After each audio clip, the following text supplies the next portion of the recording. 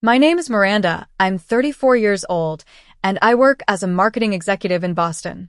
My husband Ethan and I spent 18 months planning and saving for our 5-year anniversary trip to Italy.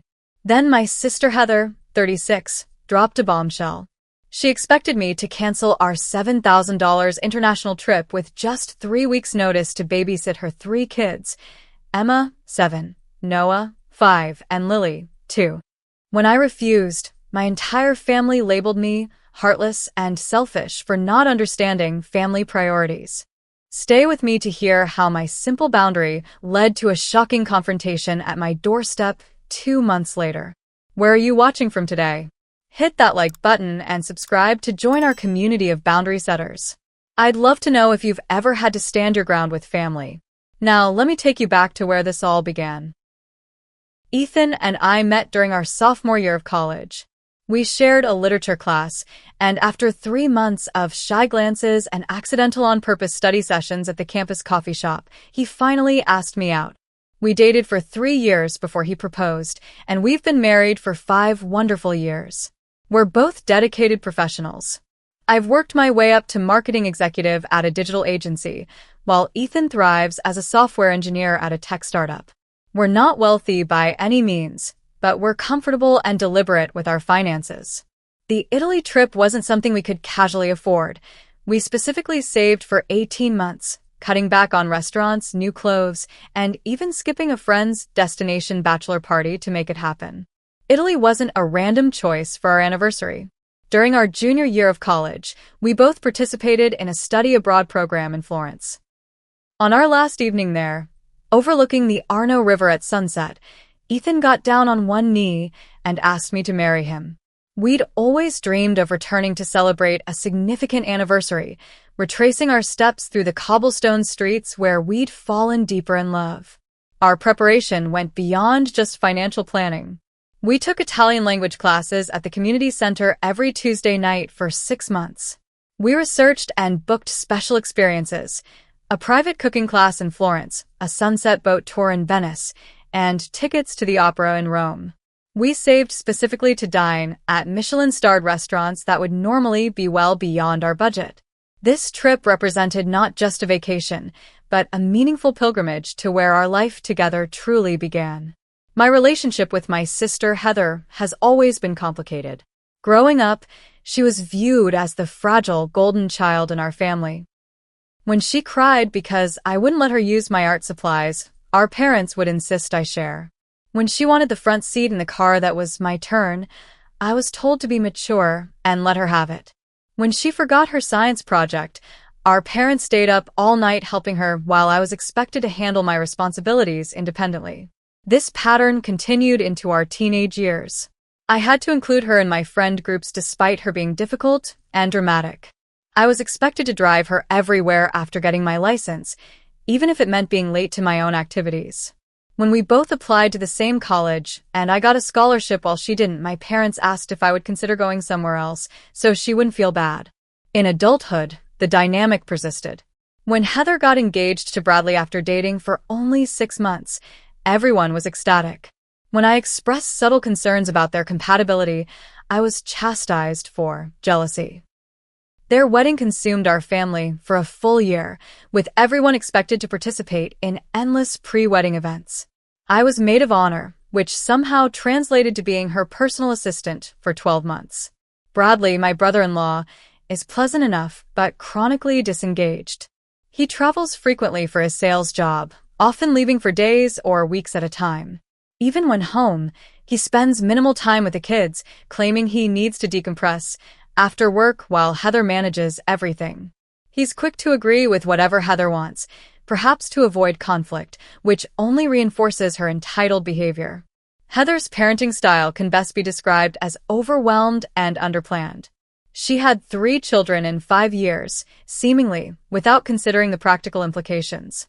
Emma, the oldest at 7, is quiet and responsible, often tasked with helping with her younger siblings. Noah, 5, is high energy and requires constant supervision. Lily, just 2, is still in diapers and going through typical toddler tantrums. Heather constantly complains about being exhausted, but rarely implements systems that might make her life easier. Our parents, Eleanor and Richard, continue to enable Heather's behavior. They live about 20 minutes from her and are regularly called for emergency childcare, grocery delivery, or emotional support. When they try to establish any boundaries, Heather becomes teary and mentions how impossible things are, instantly dissolving their resolve. They've canceled their own plans countless times to accommodate her last-minute needs. The pattern of last-minute babysitting requests has directly affected my life numerous times. Last December, just 2 days before Christmas, Heather called claiming a Christmas shopping emergency because she hadn't started buying gifts. I ended up taking a sick day to watch the kids for 24 hours while she shopped. In March, she decided the day before that she needed a birthday weekend and asked me to take the kids for 3 days. I had to reschedule 2 important client meetings. In July, she texted on a Monday that she needed a mental health break and dropped the kids off for 5 days, affecting a project deadline that nearly cost me a promotion. Each time, I accommodated her because that's what family does, according to my parents. Each time, I promised myself I would establish better boundaries next time. Each time, the guilt and family pressure won out. The specific event that triggered our current conflict was her best friend Melissa's destination wedding in Cancun. Heather had known about this wedding for over a year. Melissa and Heather have been friends since high school, and Heather was to be a bridesmaid. Bradley was invited too, but apparently couldn't miss an important sales conference the same week. Instead of arranging childcare months in advance, Heather texted me exactly 3 weeks before our departure date for Italy. "Hey sis, need a huge favor. Can you watch the kids October 12th to 19th? Melissa's wedding in Cancun and Brad has a conference. The kids are super excited for Andy Miranda time. Thanks." The casual tone, the assumption of agreement, and the emotional manipulation by mentioning the kids' excitement all triggered something in me. For the first time, I replied with a firm but polite decline. "Sorry, Heather. Ethan and I will be in Italy for our anniversary that week. We've been planning this trip for over a year. I can help you look for a professional sitter if you'd like." I even offered alternatives. I researched reputable nanny services in her area and sent links.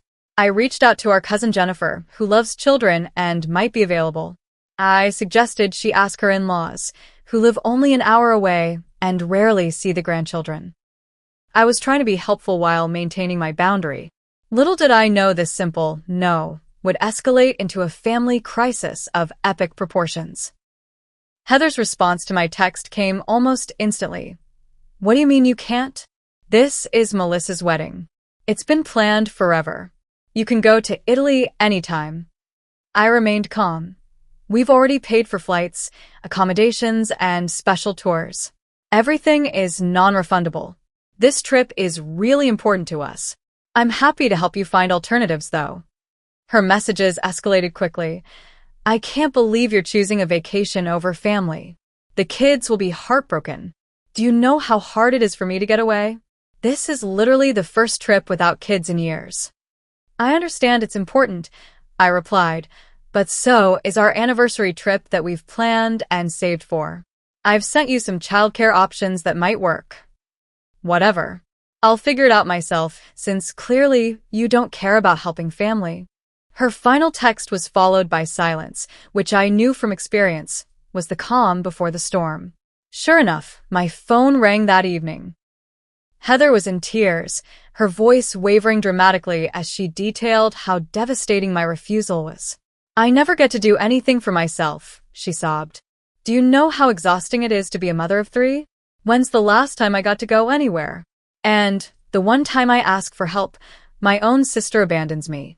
I tried explaining the significance of returning to Italy where Ethan proposed, how we'd been saving specifically for this milestone, how we'd already invested thousands of non-refundable dollars. She dismissed it entirely. "It's just an anniversary," she scoffed. "You'll have plenty more. You can go next year. This is Melissa's only wedding." When I pointed out that this was actually Melissa's second wedding, she hung up on me. The family involvement cascade began within hours. My mother called first, her tone artificially patient, as if speaking to a stubborn child. Miranda, sweetie, I think you need to reconsider this Italy trip. Your sister really needs you right now. When I stood firm, she switched tactics. I raised you to put family first. I'm very disappointed in your selfishness right now. Sometimes we make sacrifices for the people we love. My father called next, skipping pleasantries entirely. Miranda, this nonsense has got to stop. Your mother is upset, your sister is crying, and you're causing problems for everyone. Just reschedule the trip and help your sister. When I tried to explain our perspective, he interrupted with, marriage is about compromise. If Ethan was a good husband, he'd understand family obligations. The extended family recruitment was next. Aunt Patricia texted, just heard about the situation with Heather. Really hope you'll support your sister during this important time. Cousin Jennifer, who I'd suggested as a potential babysitter, messaged, families need to stick together during important events. Maybe think about what's really important here. The following Sunday, we had our regular monthly family dinner at my parents' house. The tension was palpable from the moment we arrived. My mother barely hugged me, my father gave Ethan an unusually firm handshake, and Heather wouldn't make eye contact. Throughout dinner, there were pointed comments. When I mentioned a work challenge, my mother said, well, at least you don't have 3 children to worry about. When Ethan mentioned a friend's recent vacation, my father muttered, some people prioritize vacations over family obligations. After dessert, my mother suggested we have a family discussion in the living room. As we settled into our seats, I felt like I was facing a firing squad. My parents sat across from us, with Heather in the armchair, already dabbing at invisible tears with a tissue. We need to resolve this situation, my mother began. Heather needs support for Melissa's wedding, and Miranda, you and Ethan need to understand that family comes first. My father jumped in. Marriage means supporting your wife's family. Ethan, surely you understand the importance of helping out when needed. Ethan, bless him, spoke up calmly. We completely understand family support, but this trip represents a significant milestone for us. We've been planning it for over a year and invested a lot financially and emotionally. There are other childcare options available. That's easy for you to say. Heather sniffled dramatically. You don't know what it's like to be responsible for 3 young children. I never get a break. I never ask for anything. The one time I need help. That's not entirely accurate, I interjected, feeling a surge of confidence. I've watched the kids multiple times this year alone, often with little notice. I've rearranged work commitments and personal plans repeatedly. Oh, so now you're keeping score? My mother's voice rose sharply. That's what family does, Miranda. We help each other without conditions or scorekeeping. The conversation grew increasingly heated. My father lectured about family loyalty. My mother alternated between guilt-inducing sighs and sharp rebukes. Heather's theatrical crying intensified whenever attention shifted away from her. The breaking point came when my mother shook her head and said, I just don't understand how you became so heartless. We didn't raise you to be this selfish. That word, heartless, struck like a physical blow. In that moment, I saw with perfect clarity the lifelong pattern of inequity and emotional manipulation. I stood up, surprising everyone. I am not heartless for maintaining a simple boundary, I said, my voice steadier than I felt inside. I'm not selfish for honoring a commitment to my husband and our marriage. What's selfish is expecting someone to cancel an expensive, meaningful trip because you failed to plan childcare for an event you've known about for a year. I turned to Heather directly.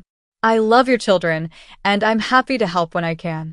But this pattern of last-minute emergencies has to stop. You knew about this wedding for months. You knew Bradley often has conflicts. You chose not to arrange childcare until 3 weeks before, and now you're making that everyone else's emergency. Heather's face transformed from theatrical sadness to genuine shock. My parents sat stunned. I took Ethan's hand and continued, we're going to Italy as planned. I've already sent several viable childcare options. I'm happy to help interview sitters before we leave. But I won't be canceling our anniversary trip. We left shortly after, ignoring my mother's tearful accusations and my father's stern warnings about regrets. In the car, Ethan held my trembling hand as I processed what had just happened. Are we wrong? I whispered. Am I being selfish? Absolutely not, he assured me. Healthy families respect boundaries. Healthy families don't demand sacrifices from only certain members. You stood up not just for our trip, but for balance in your family relationships. I nodded, feeling simultaneously liberated and terrified. They're not going to let this go easily. Probably not, he agreed. But we'll handle whatever comes next together. I had no idea then just how dramatic whatever comes next would prove to be. The last week before our departure was a barrage of emotional warfare. My phone buzzed constantly with messages designed to break my resolve. My mother texted daily variations of, "I've never been so disappointed. I raised you better than this. I can't sleep thinking about your poor sister. What will I tell people when they ask why you weren't there for family?" Heather's approach was more dramatic. "Thanks for ruining Melissa's wedding for me. The kids keep asking why Auntie Miranda doesn't love them anymore. I'll remember this next time you need something. Brad's family thinks I'm making this up because they can't believe a sister would be so uncaring." My father's messages were fewer but stern. "Your behavior is unacceptable. This isn't how we raised you. A vacation is temporary, but family damage lasts forever." The day before our departure, my parents showed up unannounced at our condo. My mother's eyes were puffy from what appeared to be strategic crying, while my father wore his serious business expression. "We need to talk sense into you before it's too late," my mother announced as they pushed past me into the living room. "Your sister is devastated. She might have to miss her best friend's wedding because of your stubbornness. There are multiple childcare options available," I reminded them. "I've sent several recommendations for professional services, suggested family members who might help, and even offered to help interview sitters before we leave." "That's not the same as family," my father countered. "Those people are strangers. Your sister trusts you with her children. The children barely know Bradley's parents either, since he never takes them to visit," my mother added. "And we can't do it because your father's back has been acting up." This was the first I'd heard of any back problems. The conversation grew, increasingly heated. When my mother suggested we just postpone Italy until next year, Ethan finally intervened. "With all due respect," he said firmly, "we're not changing our plans. We've invested thousands of dollars and over a year of planning. We're celebrating our marriage, which should also be important to you as family." My parents exchanged looks of disbelief, clearly unaccustomed to such direct opposition. They left shortly after, my mother pausing dramatically at the door to deliver her parting shot. "You'll regret this decision. Family remembers who shows up when it matters." Departure day brought a mixture of anxiety and excitement. I checked my phone compulsively before boarding, half expecting some new family emergency designed to stop us. Ethan gently took my phone at the gate. "For the next 10 days, he said, let's focus on us. Whatever's happening back home will still be there when we return. They're adults who will figure it out." As our plane lifted off, I felt a weight lifting too. For the first time in weeks, I could breathe without the pressure of family disapproval constricting my chest. Arriving in Rome was surreal. The ancient city welcomed us with warm autumn sunshine and the intoxicating scent of espresso and fresh bread. Our first evening, dining at a tiny trattoria tucked down a cobblestone alley, I found myself checking my phone between courses, 5 missed calls, and a dozen text messages. What if there's a real emergency? I worried aloud. "If there's a genuine emergency, they'll call the hotel," Ethan reasoned. "Let's silence the family notifications for now. We can check once a day, but not let it consume our trip." I agreed reluctantly, creating a separate notification setting for family contacts. The decision proved liberating. Florence embraced us with artistic splendor and culinary delights. We visited the Uffizi Gallery hand in hand, marveling at Botticelli's Birth of Venus, just as we had during our study abroad program. We took a cooking class, laughing as we attempted to master pasta from scratch. We climbed to the top of the Duomo, breathless from both exertion and the spectacular view. Each evening, I performed my ritual check of family messages. They ranged from guilt-inducing to passively threatening, but nothing constituted an actual emergency. I responded to none of them. In Venice, we celebrated our actual anniversary with dinner at a restaurant overlooking the Grand Canal. As gondolas glided by in the moonlight, Ethan raised his glass of Prosecco. To 5 years with my best friend and partner, he toasted. And to many more years of supporting each other's boundaries and dreams. Over a decadent tiramisu, we had a deep conversation about family dynamics. Ethan's family, while not perfect, operated with mutual respect. His parents never demanded his siblings drop everything for last-minute requests. They planned family gatherings with consideration for everyone's schedules. They celebrated each other's personal milestones alongside family events. "Your family loves you," he said gently, "but they've developed unhealthy patterns. Your sister learned she could get her way through dramatics. Your parents learned to prioritize temporary peace over fairness. And you learned that your needs matter less than keeping others happy." I felt tears welling up, not from sadness, but recognition. "I don't want to lose them," I admitted. "But I can't keep being the only one who sacrifices." "Setting boundaries isn't about rejection," he assured me. "It's about teaching people how to treat you. Some will adapt. Others might not. But you deserve relationships based on mutual respect, not obligation and guilt." That conversation became the emotional centerpiece of our trip. As we explored Venetian canals, sampled gelato flavors, and admired ancient architecture, I felt a growing certainty that I'd made the right decision. Our marriage deserved this celebration. My mental health needed this boundary. Still, as our return flight approached, dread crept back in. What fresh drama awaited us at home? How would I handle the inevitable confrontation? The answer came sooner than expected. Our mailbox overflowed with passive-aggressive notes from my mother, detailing the family crisis I'd caused. My voicemail contained messages ranging from Heather's tearful recriminations to my father's stern lectures. Through the grapevine of mutual friends, I learned that Heather had ultimately hired an expensive last-minute nanny service, allowing her to attend the wedding. Her social media was filled with beach photos and wedding festivities, interspersed with vague posts about learning who's really there for you, and some people choosing vacations over family. The toxicity was overwhelming. After a day of sorting through the accumulated communications, I made a decision. I needed space, not forever, but enough to regain perspective and emotional equilibrium. I sent a brief, clear email to my parents and sister. "I need some time and space to process recent events. I love you all, but the pressure, guilt, and manipulation around our anniversary trip have been hurtful and excessive. I'll be taking a 2-month break from family contact to focus on my well-being. Please respect this boundary. I'll reach out when I'm ready to reconnect." Then I set up email filters, muted family text threads, and blocked social media notifications. I informed extended family members I trusted about the situation, not to recruit allies but to prevent misunderstandings.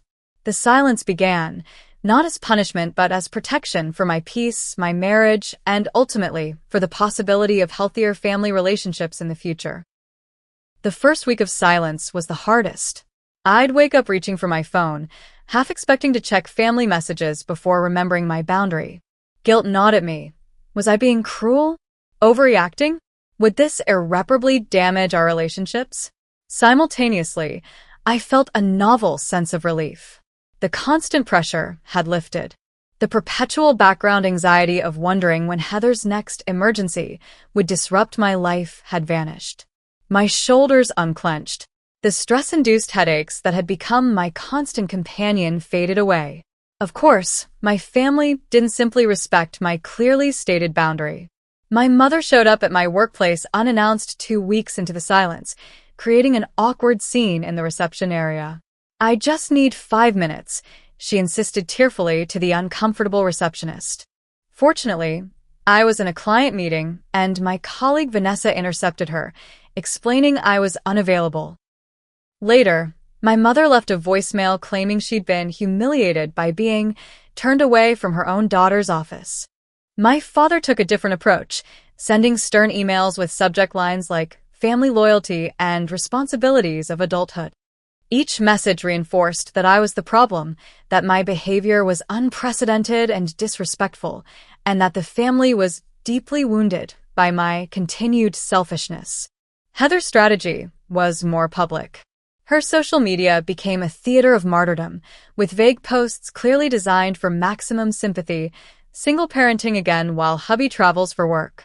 Some people don't understand how hard this is. Grateful for real family who show up when needed. She never named me directly, but mutual friends confirmed she was freely discussing my abandonment with anyone who would listen. Extended family members became unwitting messengers. Aunt Patricia called to just check in but quickly pivoted to how concerned everyone was about my situation. Uncle Robert texted that my parents seemed unusually upset and wondered if I'd consider extending an olive branch for family harmony. Throughout this challenging period, my support system proved invaluable. My friends validated that my boundary was reasonable and necessary. Ethan remained my steadfast ally, never once questioning our decision to prioritize our anniversary trip. He screened calls, helped draft responses to flying monkeys, and held me through moments of doubt. I also started therapy, something I'd considered for years but always dismissed as unnecessary. My therapist, Dr. Cantrell, helped me identify the unhealthy family patterns I'd normalized. She introduced concepts like emotional incest, when a parent relies on a child for emotional support, and parentification, when a child is forced to take on adult responsibilities, which illuminated my childhood experiences with painful clarity. A support group for adults navigating family boundary issues provided additional perspective. Hearing others' similar experiences reassured me I wasn't crazy or cruel for establishing limits. The group recommended books like Boundaries by Cloud and Townsend and Adult Children of Emotionally Immature Parents by Gibson, which became my nightly reading. Through social media monitoring by mutual friends, I learned about Heather's childcare situation. She'd ultimately borrowed money from our parents to hire a professional nanny service for the wedding week. Apparently, the cost was substantially higher due to the last-minute booking. She complained constantly about the expense online, despite posting lavish photos from Cancun, beachfront cocktails, spa treatments, and shopping excursions. Upon returning, she crafted an elaborate narrative about her sacrifice to attend the wedding. The financial strain, the worry about leaving her children with strangers, the stress of arranging everything, all by herself. The irony that she could have avoided much of this by planning ahead seemed lost on everyone, including herself. Several significant events occurred during my 2-month silence. My 35th birthday passed without contact from my family, the first time in my life without my mother's traditional morning call. Instead of feeling sad, I celebrated intimately with Ethan and close friends, enjoying freedom from family drama. At work, I received a promotion I'd been working toward for months. Without the constant interruptions of family emergencies and the emotional drain of navigating Heather's crises, I'd been able to focus fully on an important client project that caught executive attention. Thanksgiving approached, traditionally spent with my family. This year, we accepted an invitation to join Ethan's family in Connecticut instead. His parents welcomed us warmly, his siblings engaged us in conversations about our interests and accomplishments, and no one guilted anyone about anything. The contrast was illuminating. As Christmas loomed on the horizon, I sensed increasing pressure in the few family communications that reached me.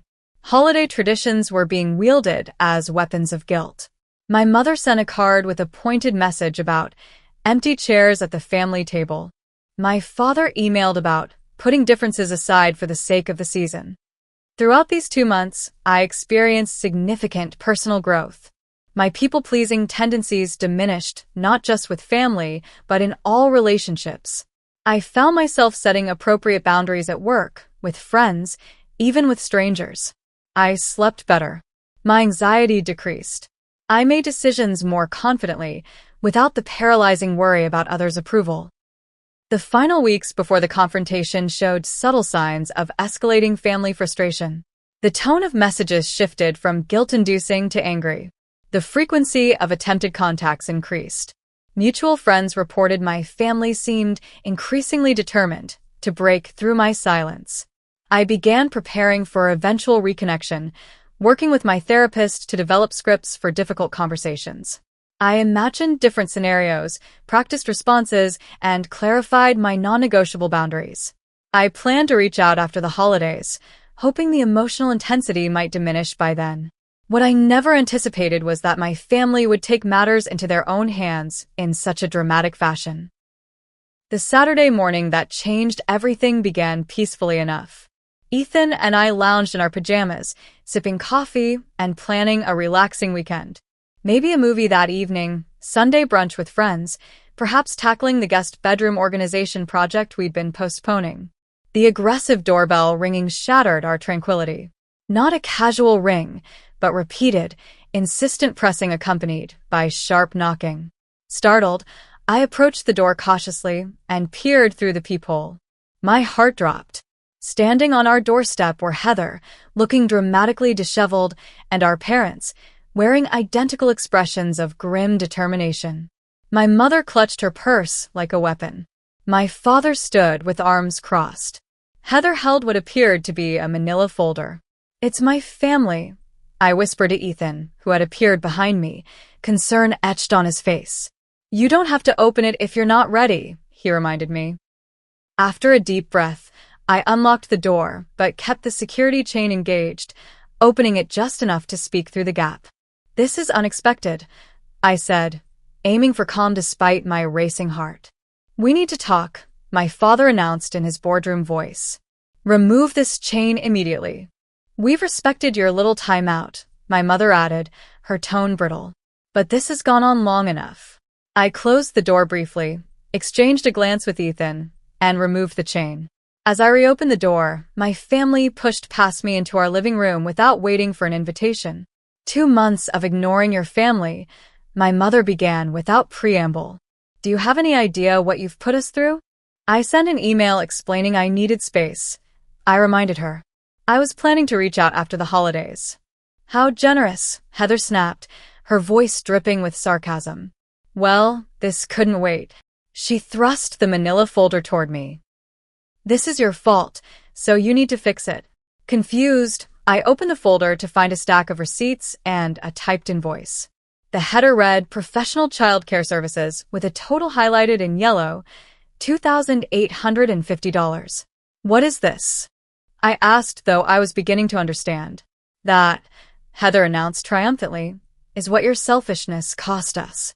The professional childcare I had to hire last minute because you refused to help with the kids for Melissa's wedding." I stared at the itemized list in disbelief. The nanny service had charged premium rates for the last-minute booking, plus additional fees for evening hours and transportation. "You want me to pay for the childcare you arranged for your children?" I clarified. "Sure, I must be misunderstanding. This expense only existed because of you," my father explained, as if to a slow child. "If you had done your duty as an aunt and sister, this service wouldn't have been necessary." "We had to borrow money to cover it," my mother added. "With the holidays coming and 3 children to buy presents for, Heather can't possibly absorb this unexpected expense." Ethan had moved to stand beside me, his presence steadying. "Let me make sure I understand," he said, his calm voice contrasting with the charged atmosphere. "You're asking us to pay nearly $3,000 for childcare for children that aren't ours, for an event that wasn't ours, because we kept our anniversary plans?" "Plans can be changed," my mother said dismissively. "Family obligations can't." "This isn't a negotiation," my father added. "It's simple responsibility for the consequences of your actions." Heather's voice cracked with practiced emotion. "Do you know how hard it's been? The financial strain has been unbearable. We're still paying off the credit card bill. The kids' Christmas might be affected. All because you couldn't help for 1 week." The sheer audacity was breathtaking. I noticed our neighbor Mrs. Jenkins peering curiously through her kitchen window at the raised voices. Heather had shifted to theatrical sobbing, her volume increasing strategically. "Let's keep our voices down," I suggested, gesturing toward the window. "The neighbors can hear." "I don't care who hears," Heather's voice rose further. Everyone should know how you've treated your family. Your own sister. Your nieces and nephew. Something in me snapped. The weeks of guilt, the years of manipulation, the lifetime of uneven expectations, it all crystallized into perfect clarity. No, I said, my voice quiet but firm. I will not be paying this bill. The stunned silence was momentarily satisfying. Your sister needs help. My mother finally sputtered. My sister needs to plan childcare for her own children. I corrected. My sister needs to stop creating emergencies from foreseeable events. My sister needs to respect other people's time, money, and commitments. I turned to Heather directly. You knew about this wedding for over a year. You knew Bradley often has conflicts. You chose not to arrange childcare until 3 weeks before, then expected me to cancel an expensive international trip. When I refused, you guilt, manipulated, and recruited the entire family to pressure me. Now you want me to pay for a service for your children? Absolutely not. Heather's face flushed with anger. You've changed. You used to care about family. I still care about family, I replied. But I've realized healthy family relationships include respect, boundaries, and reciprocity. They don't demand sacrifice from only certain members. They don't punish people for prioritizing their marriages. And they certainly don't show up unannounced with invoices for other people's parental responsibilities. My parents exchanged shocked glances, clearly unprepared for this version of their typically compliant daughter. Ethan stepped forward. I think it's time for you to leave. Miranda has been clear about needing space, and this ambush isn't productive for anyone. We're not leaving until this is resolved, my father insisted. It is resolved, I said firmly. I'm not paying the bill. I'm not apologizing for keeping our anniversary plans. And I'm not accepting blame for Heather's lack of planning. My mother's face hardened. Is this what your marriage has done to you? Turned you against your own family? My marriage has shown me what healthy love and support look like, I countered. It's given me the courage to expect better from all my relationships, including family ones. Heather stormed toward the door, pausing for maximum dramatic effect. Don't expect to see the kids anytime soon. I won't expose them to someone who cares so little about family. My parents followed, my father issuing a parting ultimatum. This isn't over. That bill needs to be paid. You created this situation. As the door closed behind them, I heard Heather's voice raised for the benefit of any listening neighbors. I can't believe my own sister would do this to me. After everything I've been through. They lingered in the driveway for several minutes, perhaps expecting me to rush out with apologies or a checkbook. Eventually, they drove away, leaving nothing but tire marks on our driveway and emotional scars on my heart. The moment they left, my carefully maintained composure crumbled. I sank onto the couch, trembling with adrenaline and emotion. Ethan sat beside me, pulling me close as tears came. You did brilliantly, he murmured into my hair. I'm so proud of you for standing your ground. They hate me, I whispered. They actually hate me for not giving them exactly what they wanted. They don't hate you, he corrected gently. They're just facing the consequences of their behavior for perhaps the first time. It's uncomfortable for them, so they're lashing out. A soft knock at the door startled us both. Ethan answered to find Mrs. Jenkins, our kind elderly neighbor, holding a plate of cookies. I couldn't help overhearing, she said apologetically. Thought you might need these after such a difficult conversation. Family can be the hardest thing in the world sometimes. Her simple kindness broke through my remaining defenses.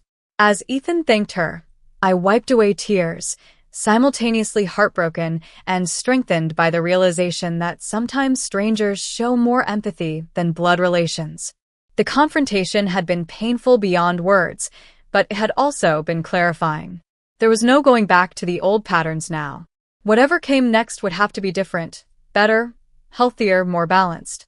Whether my family could adapt to that reality remained to be seen. In the immediate aftermath of the doorstep confrontation, Ethan and I spent hours processing what had happened. We recorded everything while it was fresh in our minds, the demands, the accusations, the threats. Something about documenting it made it seem less overwhelming. transforming a chaotic emotional ambush into a comprehensible series of events. I called my therapist for an emergency session the following Monday. Dr. Cantrell helped me work through the tangle of emotions: anger at the audacity of their demand, grief for the family relationships I wished we had, fear about potential escalation, and underneath it all, a surprising thread of relief. The confrontation, while painful, had removed any doubt about whether I was overreacting. Their behavior had been so objectively unreasonable that it validated my boundary setting completely. With Dr. Cantrell's guidance, I developed a communication strategy. I would not respond immediately, allowing time for emotions to cool. When I did reach out, it would be with a comprehensive message to the entire family, clearly outlining both my perspective and my boundaries moving forward. A week after the confrontation, I sent the email. Dear Mom, Dad, and Heather, I'm writing to address what happened at my home last Saturday and to clarify my boundaries going forward. First, showing up unannounced at my home to demand money for childcare for Heather's children was inappropriate and unacceptable. I will not be paying this bill, as it represents Heather's parental responsibility, not mine. Second, the pattern of expecting me to rearrange my life for last-minute requests needs to end. I love my nieces and nephew, and I value family relationships, but these relationships must include mutual respect and consideration. Moving forward, these are my boundaries. 1. No unannounced visits to my home or workplace. Please call or text before coming over. 2. I need at least 2 weeks' notice for any childcare requests, which I may accept or decline based on my own schedule and capacity. 3. No guilt tripping, silent treatment, or family recruitment when I set a boundary. 4. My marriage and commitments will be respected as valid priorities, not inconvenient obstacles to family demands. If these boundaries are violated, I will need to limit contact further to protect my well-being. I hope we can move toward healthier communication and mutual respect. I'm open to family mediation with a professional counselor if that would be helpful in rebuilding our relationship. Love. Miranda.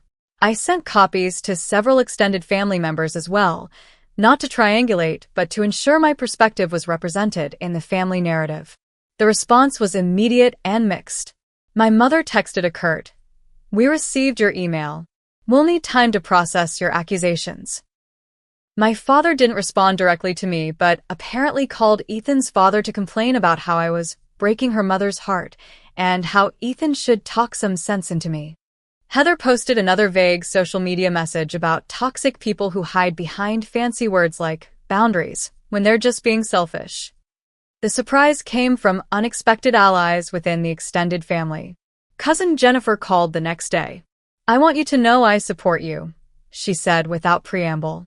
Heather's been spinning this story to everyone, but showing up demanding money was completely out of line. Aunt Eleanor and Uncle Richard have always enabled her, but this crosses a line. Uncle Robert, my father's brother, emailed, "Got your message. For what it's worth, I disagree with how Richard and Eleanor are handling this. Boundaries are healthy. Stay strong." Gradually, I learned that many family members saw through the manipulation. Several had experienced Heather's entitlement themselves, but stayed quiet to keep the peace. My public boundary setting had created space for others to acknowledge the dysfunctional patterns. About 3 weeks after the confrontation, unexpected revelations emerged. Bradley, Heather's husband, called me directly, something he'd never done before. "I want to apologize," he said awkwardly. "I had no idea Heather was trying to make you cancel your anniversary trip. I didn't know about the confrontation at your house until after the fact.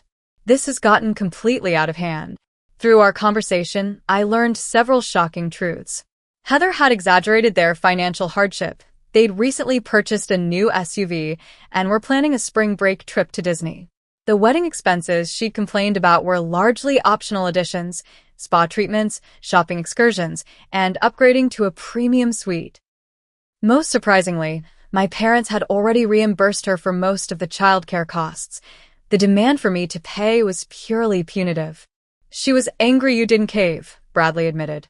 "The money was secondary to making you feel bad." This information shifted something fundamental in my perspective. I wasn't dealing with desperate circumstances or genuine need, but with calculated emotional manipulation. 2 months after the confrontation, my mother sent a text that could generously be called a half apology. "I've been thinking about your email. While I still believe family should come first, perhaps we could have handled the childcare situation differently. I miss having you at family gatherings." My father followed with an email acknowledging that emotions ran high and approaching you at your home may have been misguided. He suggested a family meeting to clear the air and move forward for the sake of family unity. I responded carefully, expressing appreciation for their outreach while maintaining my boundaries. I agreed to a meeting, but with conditions. It would take place in a neutral location, with a professional mediator, and with clear agreements about respectful communication. Surprisingly, they agreed. A month later, we gathered at my therapist's office. My parents, Heather, Bradley, whose presence I'd requested, Ethan, and myself. Dr. Cantrell established ground rules. No interrupting, no personal attacks. Each person would have uninterrupted time to share their perspective. The session was challenging but productive. I expressed my hurt at being taken for granted and the pattern of uneven expectations. My parents reluctantly acknowledged their different standards for Heather and me. Heather struggled the most, alternating between defensive justifications and tearful accusations, but Bradley's presence tempered her most dramatic tendencies. Dr. Cantrell skillfully identified the unhealthy patterns. Heather's learned helplessness, my parents' enabling behavior, my overfunction ing to compensate, and the collective avoidance of direct communication in favor of emotional manipulation. The session didn't resolve everything, but it created a foundation for change. We agreed to monthly family dinners with clear start and end times. Childcare requests would be made in writing with at least 2 weeks' notice. My parents committed to encouraging Heather's independence rather than rushing to solve every problem. The changes weren't immediate or perfect. Heather initially tested boundaries frequently, forgetting the new agreements or creating fresh emergencies. My parents occasionally slipped into old patterns of pressure and guilt. But gradually, remarkably, things improved. Heather found a regular babysitter for date nights and a reliable backup for emergencies. My parents began setting appropriate boundaries themselves, no longer dropping everything for Heather's every whim. Most surprisingly, Bradley became more involved with childcare and family responsibilities, perhaps realizing he could no longer count on his in-laws and sister-in-law to pick up his slack. I developed a more balanced relationship with my nieces and nephew. Instead of emergency childcare, I scheduled regular and dates with each child individually. These planned, positive interactions proved more meaningful than the stressed emergency coverage of the past. The first family dinner after our mediated session was awkward but civil. The first holiday gathering, a scaled-down Easter lunch, included uncomfortable moments but no major dramas. When Heather made passive-aggressive comments, I calmly reminded her of our agreements rather than either ignoring the behavior or escalating the conflict. 6 months after the doorstep confrontation, I realized we had established a new normal. Not perfect, not always easy, but fundamentally healthier than before. My family hadn't transformed overnight into the idealized supportive unit I might have wished for, but they had adapted to respect my boundaries, sometimes grudgingly, sometimes genuinely. More importantly, I had changed. I no longer dissolved into guilt at the first sign of disapproval. I no longer anticipated everyone's needs at the expense of my own.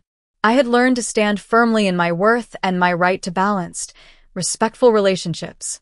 The journey hadn't been easy, but it had been necessary, not just for my anniversary trip, but for every aspect of my life moving forward. It's been exactly 1 year since that fateful doorstep confrontation, and sometimes I barely recognize my family dynamics compared to where we were. The transformation hasn't been effortless or complete, but the progress is undeniable. My relationship with Heather has found a healthier equilibrium. She still occasionally slips into her damsel-in-distress routine, but the frequency and intensity have diminished significantly. When she does make childcare requests, they come with proper notice and without the assumption of automatic agreement. More importantly, She's developed contingency plans rather than creating emergencies when her first option falls through. The most noticeable change is how she handles my declinations. A simple, "I'm sorry, I can't that weekend," is now met with "thanks for letting me know," rather than tears and accusations. The first time this happened, I was so shocked I called Ethan immediately afterward to share the miraculous development. My parents have gradually shifted their approach as well. My mother no longer calls with thinly veiled assignments disguised as questions. "You'll pick up Heather's cake for the party, right?" My father has stopped his lectures about family obligation whenever I prioritize my own needs. They've even begun occasionally saying no to Heather themselves, a development I never thought I'd witness. Holiday celebrations have transformed dramatically. Last Christmas, instead of the traditional 3-day marathon at my parents' house with Heather's children as the central focus, we had a single-day gathering with clear start and end times. Everyone contributed to the meal, activities were planned for the children, and most shockingly, my parents acknowledged my and Ethan's anniversary with a thoughtful gift and toast. My relationship with my nieces and nephew has deepened in unexpected ways. Before, I was primarily the emergency babysitter, arriving stressed to manage overwhelmed children. Now, our interactions are intentional and positive. I take Emma to art museums, exploring her budding interest in painting. Noah and I have a monthly Science Saturday where we conduct simple experiments. Little Lily and I have special reading sessions with voices for every character. Heather's growth journey has been the most surprising element of this year. After initial resistance and backsliding, she gradually began making changes. She enrolled in a parenting class through her church. She established a proper childcare network rather than relying solely on family. She even started therapy, though she frames it as life coaching to avoid the stigma she associates with counseling. There are still occasional relapses.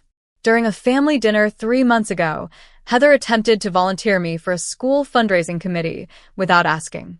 When I declined, she made a pointed comment about how some people always have excuses. Instead of ignoring it or exploding, I calmly said, "I notice you're upset that I can't volunteer. What's that about for you?" Her surprise at this direct approach led to an actually productive conversation later. My parents' transformation has been more subtle, but equally significant. My mother has developed interests beyond micromanaging her daughters' lives. She joined a book club and recently took a watercolor class. My father, approaching retirement, has reconnected with old friends and hobbies. These external sources of fulfillment have reduced their obsessive focus on family dynamics as their sole purpose. Most importantly, they've developed a more balanced perspective on both daughters. My accomplishments and Ethan's are now acknowledged and celebrated rather than treated as distractions from family service. When I received another promotion this year, my parents hosted a small dinner in celebration, something previously reserved only for Heather's milestones. My personal growth has been the most profound aspect of this journey. The confidence I've developed in setting boundaries has extended far beyond family relationships. At work, I no longer take on colleagues' responsibilities out of guilt or people-pleasing. In friendships, I express my needs clearly rather than silently resenting when they're not met. Even with strangers, I've stopped the automatic self-sacrifice that once defined me. My marriage to Ethan has strengthened through this challenge. Navigating family conflict as a united team deepened our communication and trust. We've become more intentional about protecting our relationship from external pressures, scheduling regular date nights and quarterly weekend getaways to maintain our connection amid life's demands. Professionally, the boundary-setting skills I've developed have directly contributed to my career advancement. The energy previously consumed by family drama now fuels creative projects and leadership initiatives. My improved ability to address conflicts directly rather than avoid them has made me a more effective manager and colleague. The tools that proved most helpful throughout this journey included therapy techniques like gray rocking, providing minimal emotional response to manipulation attempts, and broken record, calmly repeating your position without defensive justification. Books on adult children of emotionally immature parents offered validation and practical strategies. Support groups, both in person and online, provided community during the most challenging periods. For anyone facing similar family dynamics, I offer these hard-won insights. First, recognize that manipulation tactics only work when you believe you deserve the guilt they create. Second, understand that setting boundaries isn't selfish. It's necessary for authentic relationships. Third, expect resistance when changing established patterns. People who benefited from your people-pleasing will naturally resist your empowerment. Finally, find support outside the family system. Perspective from unentangled observers is invaluable. The most profound lesson I've learned is that true family support flows in multiple directions. It doesn't demand sacrifice from some while entitling others to endless accommodation. It respects each member's individual journey, celebrates their milestones, and supports their growth without resentment. Healthy boundaries haven't diminished my family connections, they've enhanced them. By requiring mutual respect, I've created space for more authentic relationships. By refusing to enable dysfunctional patterns, I've contributed to everyone's growth. By prioritizing my marriage alongside family obligations, I've modeled balanced relationship commitments. Self-care isn't selfish. It's necessary. Like the airplane oxygen mask instructions, we must secure our own well-being before effectively supporting others. By reclaiming my right to prioritize my marriage, my career, and my mental health, I've become more, not less, present for the people I love. The journey continues, with occasional setbacks and new challenges. But the fundamental shift in both my family's behavior and my response to it has created a sustainable new reality. One where love doesn't require self-erasure, where support doesn't demand sacrifice, where family means mutual respect, not just shared DNA. Have you experienced similar family dynamics? How did you handle setting boundaries with loved ones? I'd love to hear your stories in the comments below. If this resonated with you, please like and subscribe to join our community of boundary setters and self-respect warriors. Share this video with someone who might need validation in their own family journey. Thank you for witnessing my story, and remember, I never thought my own mother would try to steal my business. The company I built from nothing, working 80-hour weeks while she told me I was wasting my time. The same business she now believed my half-brother deserved to control, despite him never working a day in his life.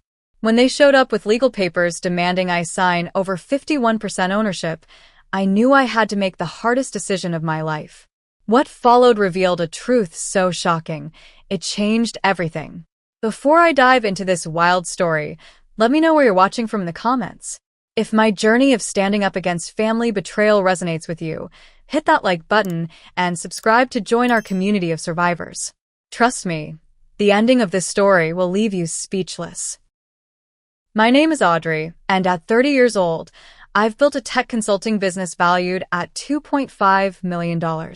But success didn't come easy, nor did it come with family support. In fact, my journey began with a childhood marked by emotional neglect and constant comparison. My mother Pamela remarried when I was 14, bringing Raymond and his traditional values into our home. From day one, the dynamic shifted. While I had once been the center of my mother's world, her attention quickly diverted to building the perfect family with Raymond. They had my half-brother Connor 2 years into their marriage, and from that moment on, I became an afterthought. Connor needs more attention. He's just a baby, my mother would say when I asked for help with school projects. As the years passed, that excuse evolved. Connor needs these expensive soccer lessons, or Connor deserves this vacation. Meanwhile, I worked part-time jobs throughout high school just to afford college application fees. When I announced my plan to major in computer science, my mother rolled her eyes. "Such a waste of your time. Computers are for men," she said dismissively. Raymond nodded in agreement while Connor, then just 8 years old, was praised for simply knowing how to turn on a tablet. College was a struggle financially. My scholarship covered tuition, but I worked 3 jobs to pay for housing and food.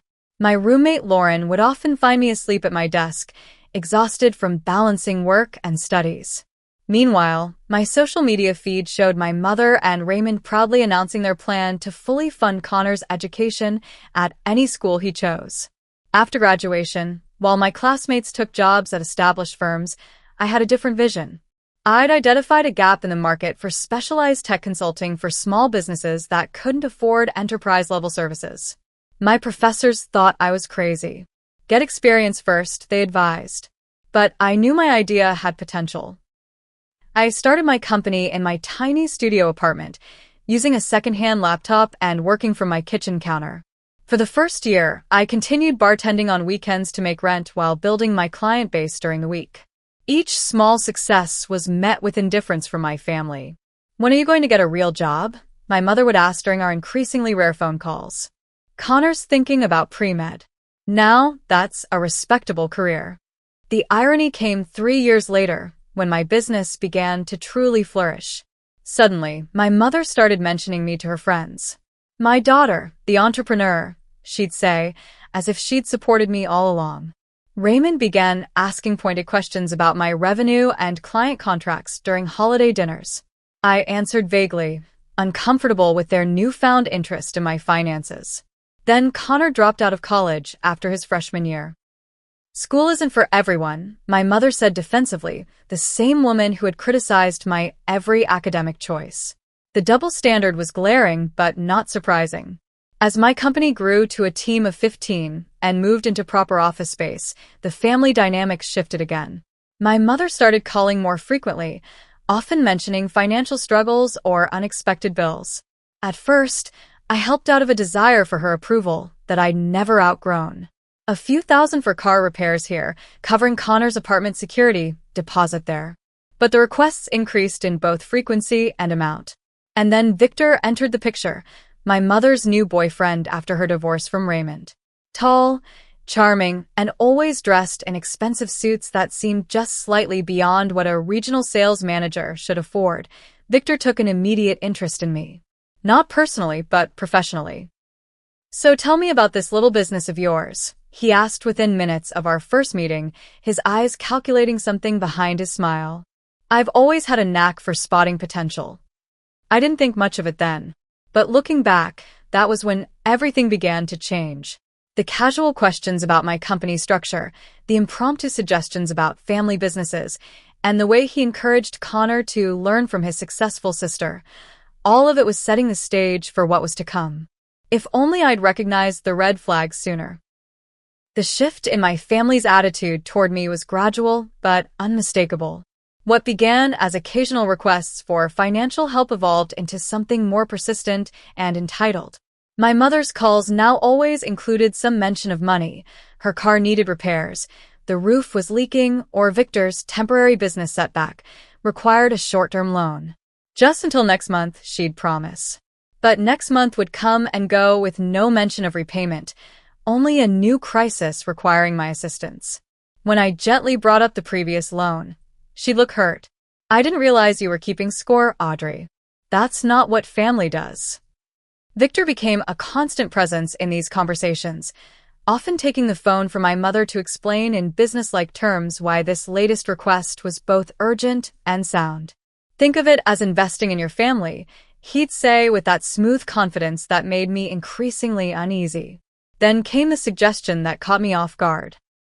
During a Sunday dinner at their house, Victor casually mentioned that Connor was between opportunities and needed direction. "Your brother has such potential," Victor said, swirling his wine. "He just needs the right mentor." Connor, now 22, looked up from his phone with sudden interest. My mother beamed at me expectantly. "Have you ever thought about bringing him into your business?" Victor continued. "Family companies have certain advantages, tax-wise." I nearly choked on my water. Connor had never expressed the slightest interest in technology or business. His brief college career had included 3 major changes before he dropped out, citing the restrictive academic environment. "I don't know," I said carefully. "The tech field requires specific skills and education." "You could teach him," my mother interrupted. "That's what big sisters do." Looking at Connor's suddenly hopeful expression, I felt cornered. After years of seeking my family's approval, here they were finally seeing value in what I'd built, but only as an opportunity for Connor. Against my better judgment, I agreed to let Connor shadow me for a few weeks. Just to see if it's a good fit, I qualified. From day one, it was a disaster. Connor arrived at the office an hour late, dressed as if for a nightclub rather than a professional environment. He spent meetings texting, asked inappropriate personal questions to my female employees, and showed zero interest in learning the basics I tried to teach him. Lauren, now my operations manager and closest friend, pulled me aside after Connor's first week. "This isn't working, Audrey. The team is uncomfortable, and he's disrupting our workflow." I knew she was right, but the thought of disappointing my mother again made my stomach knot. "Just a few more days," I promised. That Friday, I overheard Connor talking to a client on the phone. "Yeah, I'll probably be running this place soon. My sister's just keeping the seat warm," he laughed. I stood frozen in the hallway, unable to believe what I was hearing. When I confronted him later, he shrugged it off. "Just joking around. Victor says I need to project confidence in the business world." The mention of Victor sent a chill through me. What exactly was he telling Connor? That question was answered the following week at another family dinner. After my mother served dessert, Victor cleared his throat. "Connor has been telling us about his experience at your company, Audrey." Connor nodded eagerly. "I've been learning a lot." "We think it's time to formalize his position," Victor continued. "A real title, equity stake, that sort of thing." I set down my fork, stunned. "He's been shadowing me for less than 2 weeks. He has no experience or qualifications." "But he has potential," my mother interjected. "And he's family." "My business isn't a family charity," I said, struggling to keep my voice even. "It supports 15 employees and their families. I can't just hand out executive positions." Victor's smile didn't reach his eyes. "No one's suggesting charity. We're talking about making room for family in your success. Success that, frankly, you seem reluctant to share." The accusation stung. I'd been sharing my success, thousands of dollars in loans that we all knew would never be repaid. After dinner, my mother followed me to my car. "Connor needs this opportunity, Audrey. His father never provided for his future like he should have. And that's somehow my responsibility?" I asked. "We're family," she said, as if that explained everything. "You need to make room for your brother. After everything we've done for you." I drove home in a daze, trying to recall exactly what they had done for me. The memories that came were of missed school events, dismissive comments about my career choice, and years of emotional neglect while Connor received every advantage. For the first time, I began to question whether maintaining this relationship was worth the cost to my mental health and business. But I wasn't prepared for how quickly things would escalate from uncomfortable to threatening. 3 days after the tense family dinner, my receptionist Melissa called my office line. "Audrey, your mother is here with 2 men. They don't have an appointment, but they're insisting on seeing you immediately." I glanced at my calendar, packed with client meetings and team check-ins. "Tell them I'm booked solid today. I can meet tomorrow afternoon." 5 minutes later, my office door burst open. Victor strode in confidently, followed by my mother and Connor. Victor carried a leather portfolio under his arm with an air of self-importance that made my skin crawl. "This couldn't wait," Victor said, closing the door behind them while ignoring my shocked expression. "Family business is priority business." I stood up, already feeling the defensive walls rising. "I'm in the middle of preparing for a client presentation. We need to reschedule." "This won't take long," Victor replied, opening his portfolio and spreading several official-looking documents across my desk. "We've taken the liberty of drafting the necessary paperwork."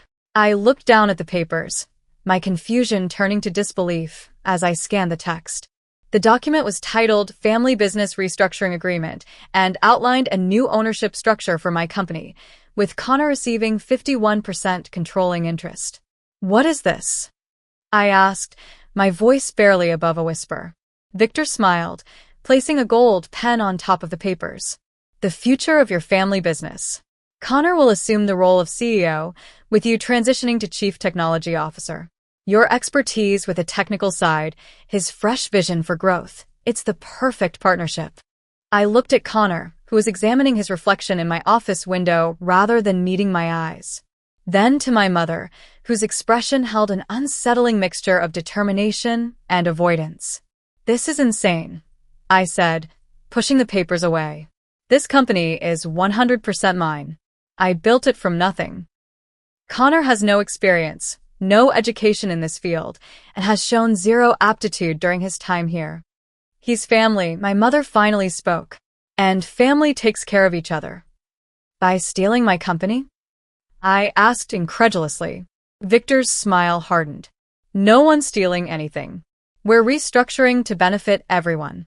Connor needs a future, and frankly, Audrey, you could use the help. The work-life balance of a solo entrepreneur isn't sustainable. I laughed without humor. So, this is for my benefit? Taking my company away is helping me? You're being dramatic, my mother sighed. No one's taking anything away. You'll still be involved. As a minority shareholder in my own company, I was nearly shouting now, aware that my glass-walled office made this humiliating scene visible to my employees. Victor leaned forward, his voice dropping to a menacing tone. I've been doing some research into your early contracts, Audrey. There are some irregularities that could cause problems if they came to light. Tax authorities tend to ask uncomfortable questions. My blood ran cold. He was threatening me.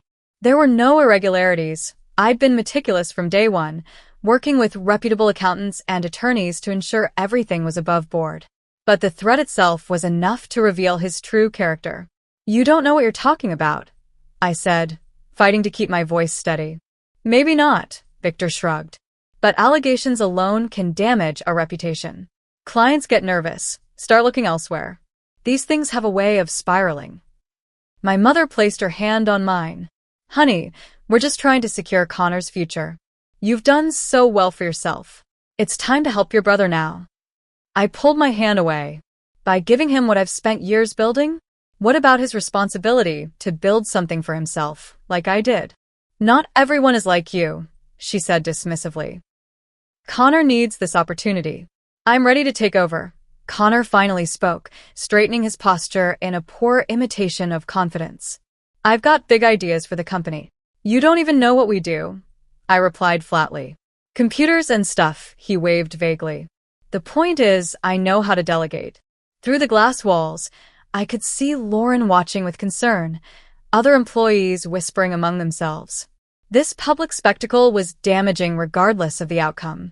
You have 48 hours to sign the papers, Victor announced, gathering the documents back into his portfolio, but leaving a copy on my desk.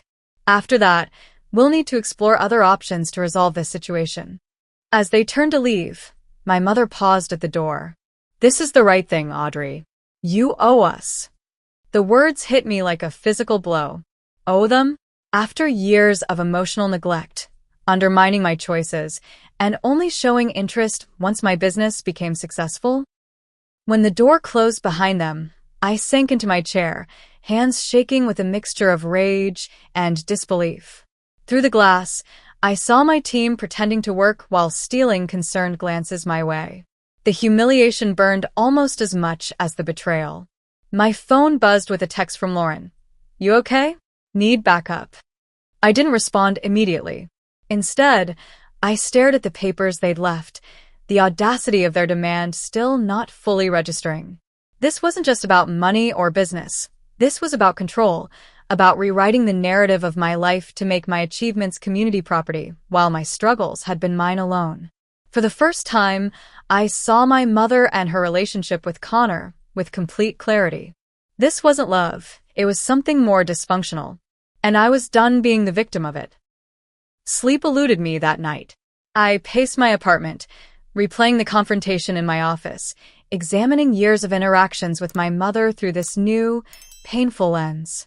Had she always seen me as a resource rather than a daughter? The mounting evidence suggested yes. At 2 a.m., I called Margaret, my attorney.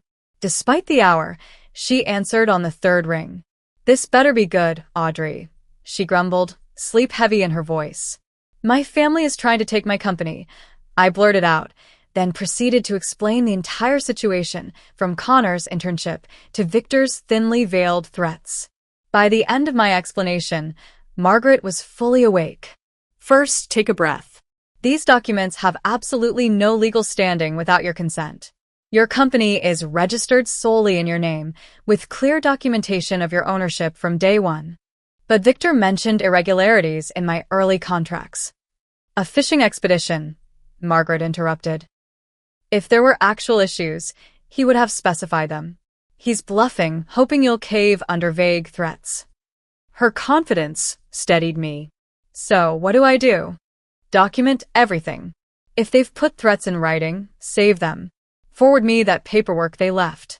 And tomorrow, we implement security measures at your office. By 8 a.m., I was at the office implementing Margaret's recommendations. I met with our IT director to change all system passwords and access protocols. Security codes for the building were reset. I instructed our receptionist that my mother, Victor, and Connor were not to be admitted under any circumstances. I then called an emergency staff meeting to address the elephant in the room. Many of you witnessed an uncomfortable scene yesterday. I began, facing my concerned employees. I want to be transparent about what's happening. My family is making inappropriate demands regarding the company. I've refused these demands, and as a result, there may be some turbulence ahead. Lauren spoke up. We're behind you, Audrey. This company exists because of your vision and hard work. Nods and murmurs of agreement rippled through the room, bringing an unexpected lump to my throat. While my biological family was trying to undermine me, I realized I'd built a different kind of family here, one based on mutual respect and shared purpose. At precisely 10 a.m., as I predicted, they returned. From my office, I watched Melissa intercepting them at reception, her posture professional but firm as she informed them I was unavailable. Victor's face darkened. He pointed at my office, clearly visible through the glass walls, and demanded entrance. Melissa stood her ground as I'd instructed, pointing to the newly posted visitor policy requiring appointments. My phone rang, Melissa. They're insisting on seeing you. Security is on standby. I'll be right out, I replied, straightening my shoulders and taking a deep breath. In the reception area, Victor's charm had evaporated, revealing the calculating personality beneath. My mother looked between us anxiously, while Connor slouched against the wall, scrolling through his phone as if bored by the whole situation. Audrey, Victor began with forced pleasantness when he saw me. We're here to finalize our agreement. There is no agreement, I stated firmly. I've reviewed your proposal with my attorney. It has no legal merit, and I categorically reject it. Victor's facade cracked further. You're making a mistake. Family businesses thrive with proper leadership. This isn't a family business, I interrupted. It's my business, built without any support or contribution from any of you. My mother stepped forward. Audrey, be reasonable. What Connor needs isn't my responsibility, I said, finally voicing the truth I'd suppressed for years. I'm not sacrificing everything I've built because he doesn't want to build anything for himself. Connor looked up from his phone, suddenly interested. Hey, that's not fair. I have plans. Plans that involve taking what someone else created, I replied. That's not ambition, Connor. That's entitlement. Victor moved closer, lowering his voice to a threatening whisper. You don't want to make enemies of us, Audrey. I can destroy everything you've built. Something snapped inside me, the last thread of obligation that had kept me tethered to this toxic dynamic. Let me be perfectly clear, I said, loud enough for everyone in reception to hear. You are no longer welcome in this building or in my life. Any further attempts to contact me will be handled by my attorney. Any threats or defamatory statements will result in legal action. My mother's face crumpled. You can't cut off your family. After everything we've done for you. What exactly have you done for me? I asked, years of suppressed hurt surfacing. Name one thing you've sacrificed for my benefit. Her silence was deafening. That's what I thought. I continued.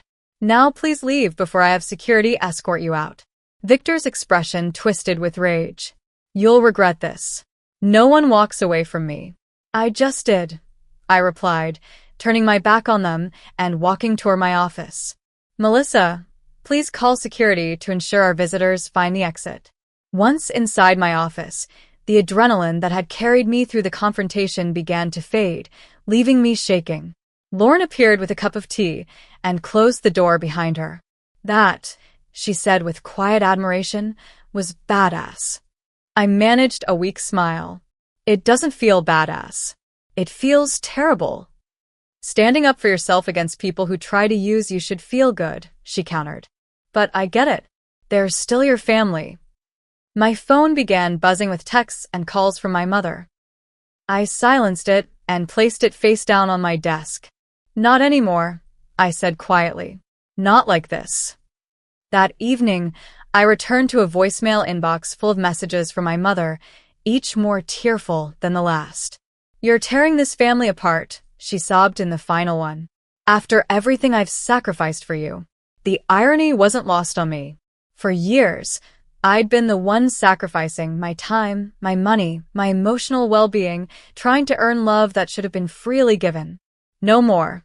I drafted an email to Margaret outlining everything that had happened and forwarded the increasingly threatening texts from Victor.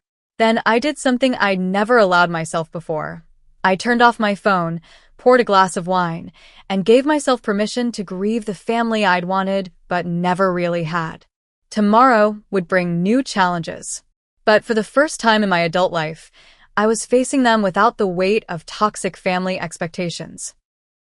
The next morning, I awakened to the notification light blinking on my phone. When I finally worked up the courage to check, I found dozens of missed calls, texts, and voicemails. But what truly made my stomach drop was the Facebook notification. 15 people had tagged me in posts. Connor had taken to social media with a vengeance, posting a carefully edited version of events that painted me as a ruthless businesswoman who had betrayed family loyalty for corporate greed. My mother had shared his post, adding her own heartbroken commentary about how success changed my daughter into someone I don't recognize anymore.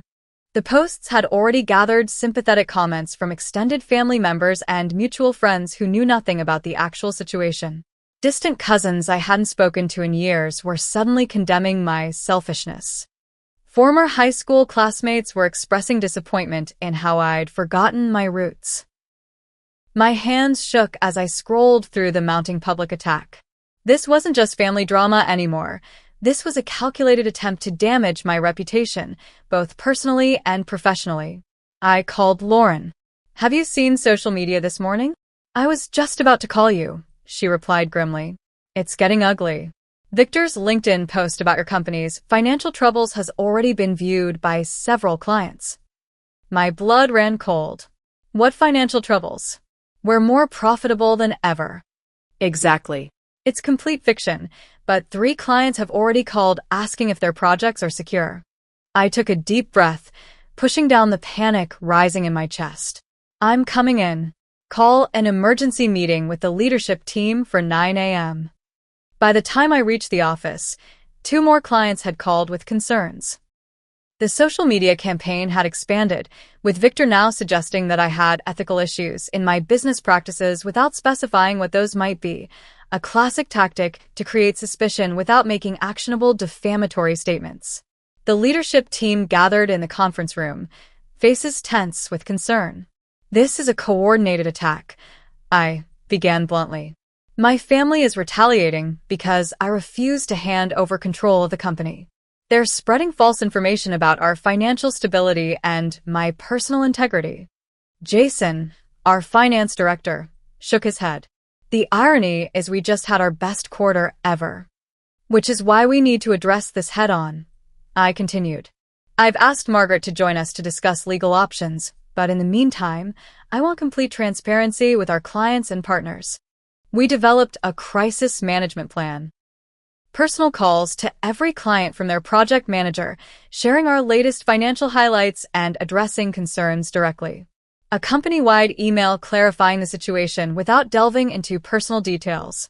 And most importantly, business as usual. The best refutation of false claims about instability was continued excellent performance.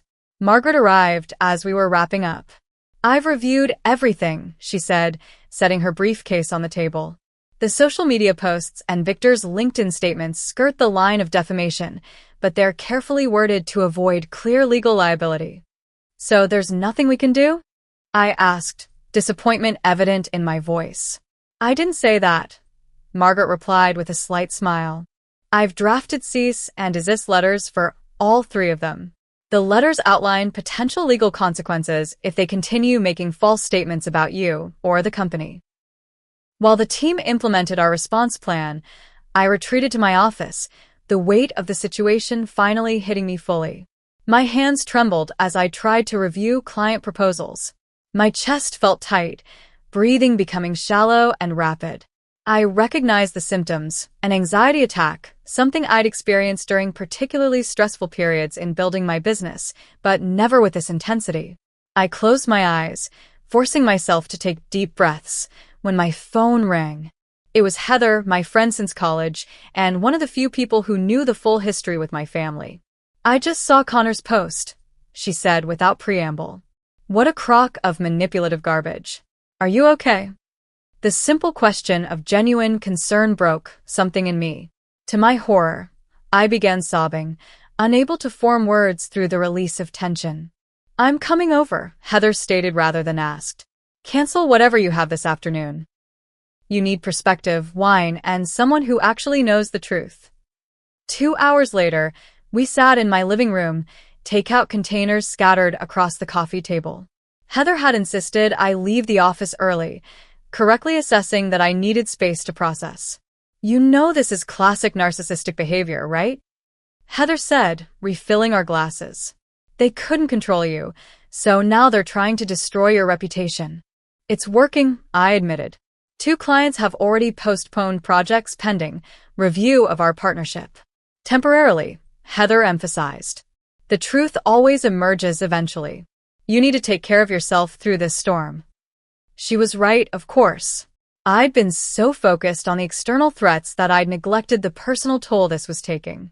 That night, I researched therapists specializing in family trauma and booked an appointment with Dr. Wallace for the following week. The next morning brought a new escalation. Extended family members began taking sides publicly. Uncle Robert, my mother's brother, posted a lengthy defense of her parenting, citing her sacrifices, without specifying what those might have been. Cousin Brittany shared childhood photos with captions lamenting how money changes people.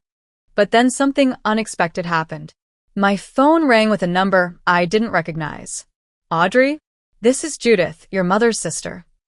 My Aunt Judith had been somewhat estranged from our family for years, appearing only at major holidays and occasionally sending birthday cards. I've been watching this circus on Facebook, she continued, and I couldn't stay silent any longer. There's something you need to know about Victor. My heart raced. I'm listening. This isn't the first time he's done this, Judith said gravely. Before your mother, he was engaged to my friend Elaine. She owned a successful boutique. He gradually isolated her from friends, then pressured her to make his name a co-signer on business accounts for tax purposes. Within 6 months, he drained the accounts and disappeared. I sank into a chair, pieces clicking into place. He's a con artist. A very good one, Judith confirmed. I tried to warn your mother when they started dating, but she accused me of jealousy. We haven't spoken since. Why are you telling me this now? I asked. Because I watched him destroy Elaine, and I can't be silent while he tries to do the same to you. And because someone needs to stand up for the truth in this family for once. After thanking Judith, I immediately called Margaret and relayed the information. This changes things, she said thoughtfully. With specific allegations of prior fraud, we have more to work with. I'd recommend hiring a private investigator to verify these claims and potentially uncover more. By the end of the week, I'd engaged Dennis Morgan, a former police detective turned PI. Meanwhile, the professional fallout continued. The local business community was buzzing with rumors.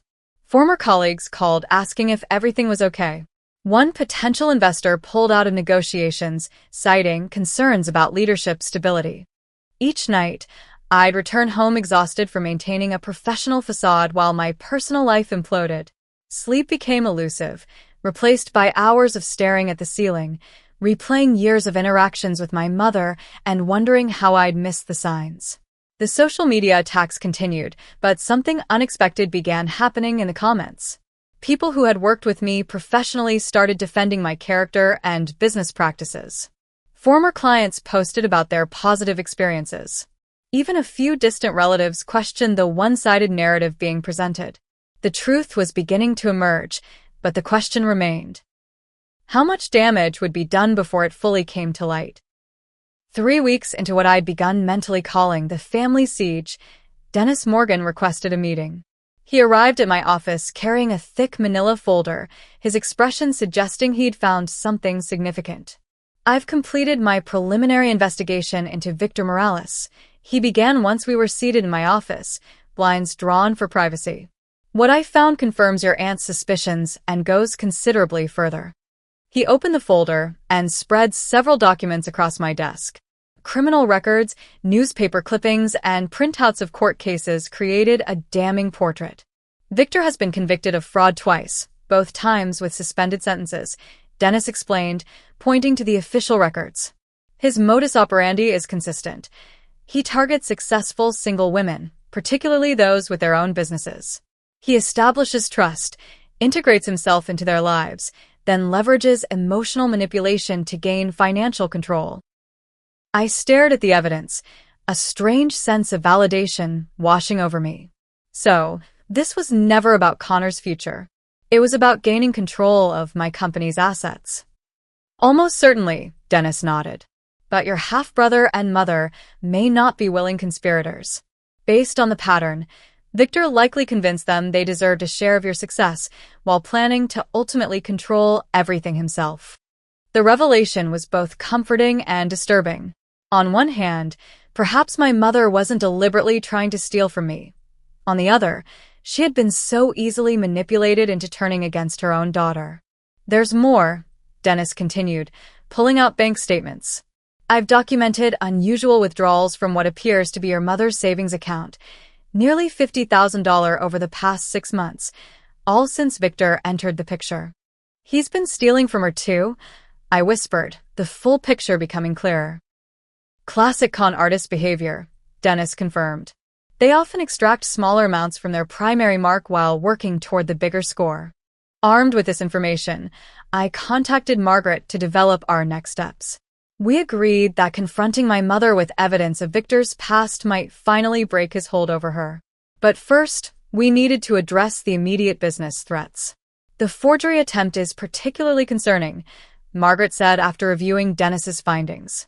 The PI had discovered that Victor had attempted to forge my signature on company documents submitted to the state business registry. Fortunately, the discrepancy had been flagged by a clerk who noticed it didn't match previous filings. That's criminal activity, I said, still processing the audacity. Exactly. We have grounds for a restraining order now, not just against Victor, but potentially all 3 of them given the coordinated nature of the harassment. The restraining order was granted 2 days later, following an incident where Victor appeared at my home late at night, pounding on the door and shouting threats until neighbors called police. The court ordered him to maintain a distance of at least 500 feet from me, my home, and my business premises. Meanwhile, our transparent communication strategy with clients began bearing fruit. Most clients who had expressed concerns returned once they saw our continued solid performance and forthright approach to addressing the rumors. The crisis even led to unexpected growth as our handling of the situation impressed several prospects who valued integrity and resilience. On a personal level, my weekly sessions with Dr. Wallace provided crucial support for processing the complex emotions surrounding my family's betrayal. What you're experiencing is a form of grief, she explained during one particularly difficult session. You're mourning the loss of the family relationship you thought you had, as well as the one you always hoped for. This framework helped me understand the waves of sadness that would hit unexpectedly, even as my resolve to protect myself strengthened. Establishing boundaries doesn't mean you failed at family, Dr. Wallace reassured me. It means you're succeeding at self-respect. 6 weeks into the ordeal, Aunt Judith called again. Your mother reached out to me, she said, her voice cautious. She's asking questions about Victor's past. I think the facade might be cracking. This news prompted me to take a calculated risk. After consulting with Margaret and Dr. Wallace, I decided to arrange a meeting with my mother, not at my home or office, but on neutral ground with Aunt Judith present as a mediator. We met at a private room in a downtown restaurant. My mother looked thinner than I remembered, dark circles under her eyes, suggesting she wasn't sleeping well either. Judith sat between us, her presence a buffer against the emotional intensity. "Thank you for coming," I began formally, struggling to keep my professional demeanor in place. My mother nodded, her eyes not quite meeting mine. "Judith says you have information about Victor." I placed a folder on the table, copies of the most damning evidence Dennis had uncovered. "Before we discuss that, I want to be clear. This meeting isn't about reconciliation. It's about providing you with information that affects your safety and financial security." She flinched at my businesslike tone but reached for the folder. "These are criminal records, victim statements, and bank records," I explained as she began examining the documents. "Victor has done this before to at least 3 other women. He identifies successful women, isolates them from support systems, then uses emotional manipulation to gain control of their assets." My mother's face paled as she turned pages, seeing the pattern emerge. When she reached the bank statements showing withdrawals from her own accounts, her hands began to tremble. "I don't understand," she whispered. "These are for my retirement savings. Victor said he was making investments for our future." "He's been systematically draining your accounts," I said gently, my anger temporarily set aside in the face of her genuine shock. "Just as he planned to do with my company, once he gained control." "But Connor," she protested weakly. "He said this was for Connor's future." "Connor was the perfect pawn," Aunt Judith interjected. "Victor used her desire to secure Connor's future as leverage to target Audrey's more valuable assets." My mother closed the folder, tears streaming down her face. "I didn't know, Audrey. I thought we were building something for Connor. Victor said you had so much and weren't sharing. Would that justify trying to take my company?" I asked, keeping my voice level. "Even if Victor's intentions had been pure, which they clearly weren't, what made you think you had any right to what I built?" She had no answer, and in her silence, I saw the first glimmer of genuine recognition of how deeply she had wronged me. Our conversation was interrupted by my phone ringing, Lauren. I almost declined the call, but something made me answer. "Audrey, you need to come to the office now," Lauren said urgently. "Connor is here. He's alone and says it's important." Leaving my mother with Aunt Judith to process the revelations, I drove to the office, unsure what new drama awaited. I found Connor sitting in the reception area, looking younger and more vulnerable than I'd seen him in years. "Victor's gone," he blurted out as soon as I approached. "He cleared out Mom's accounts yesterday and disappeared. She doesn't know yet." I found the transfer notifications on her email. The final piece of Victor's con was playing out exactly as Dennis had predicted. "How much did he take?" I asked. "Everything," Connor replied, his voice breaking. "And I helped him do it. He convinced me I deserved part of your company because Mom had always given you more attention than me." I almost laughed at the irony. Connor genuinely believed I had been the favored child. "I was jealous of your success," he continued, looking down at his hands. "And Victor knew exactly how to use that. But yesterday I overheard him on the phone talking about taking the money and disappearing. That's when I realized he'd been using all of us." Connor's confession marked a turning point. The narrative Victor had constructed, of family entitlement and justified demands, was crumbling under the weight of his betrayal. The question now was whether anything could be salvaged from the wreckage of these relationships, and whether I even wanted to try. The news of Victor's final betrayal hit my mother with devastating force. When Connor and I arrived at her house to break the news, we found her already in tears, phone in hand. "The bank called," she said hollowly. "All the accounts are empty. Even my checking account." I felt a complicated mixture of vindication and pity. "We need to file a police report immediately," I said, shifting into problem-solving mode. "Dennis has compiled evidence of Victor's pattern of fraud that will help your case." My mother looked up, confusion crossing her tear-stained face. "You'd help me? After everything?" I'm helping because it's the right thing to do, I clarified. And because putting Victor behind bars protects other women from becoming his next victims.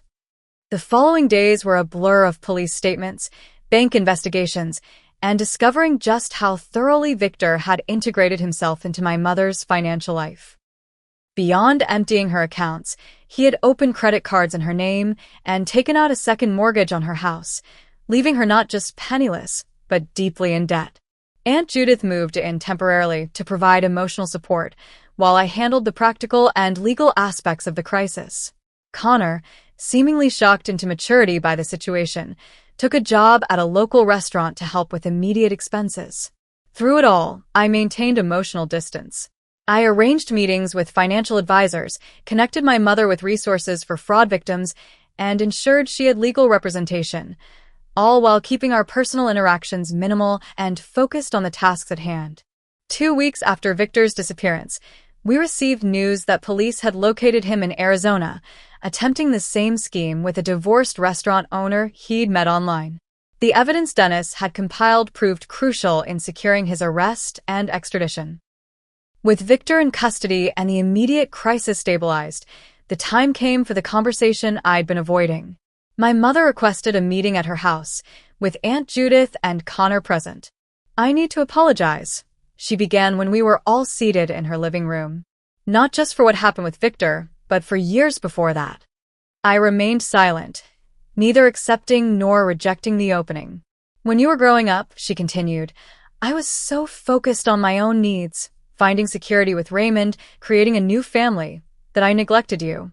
Then when you became successful on your own, I felt entitled to that success because acknowledging your complete independence meant facing my failure as a mother." Connor shifted uncomfortably beside her. "I need to apologize too. I was horrible at your company, and I never should have expected you to hand over something you built. Victor manipulated me, but I was an easy target because I was already jealous and entitled." Their words seemed sincere, but years of emotional manipulation had made me cautious. "I appreciate you both acknowledging these things," I said carefully. "But trust isn't rebuilt with one conversation. Actions matter more than words at this point."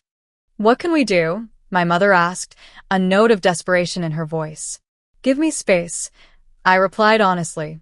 "Respect my boundaries. Work on yourselves. I can't promise reconciliation, but those are the minimum requirements for me to even consider it."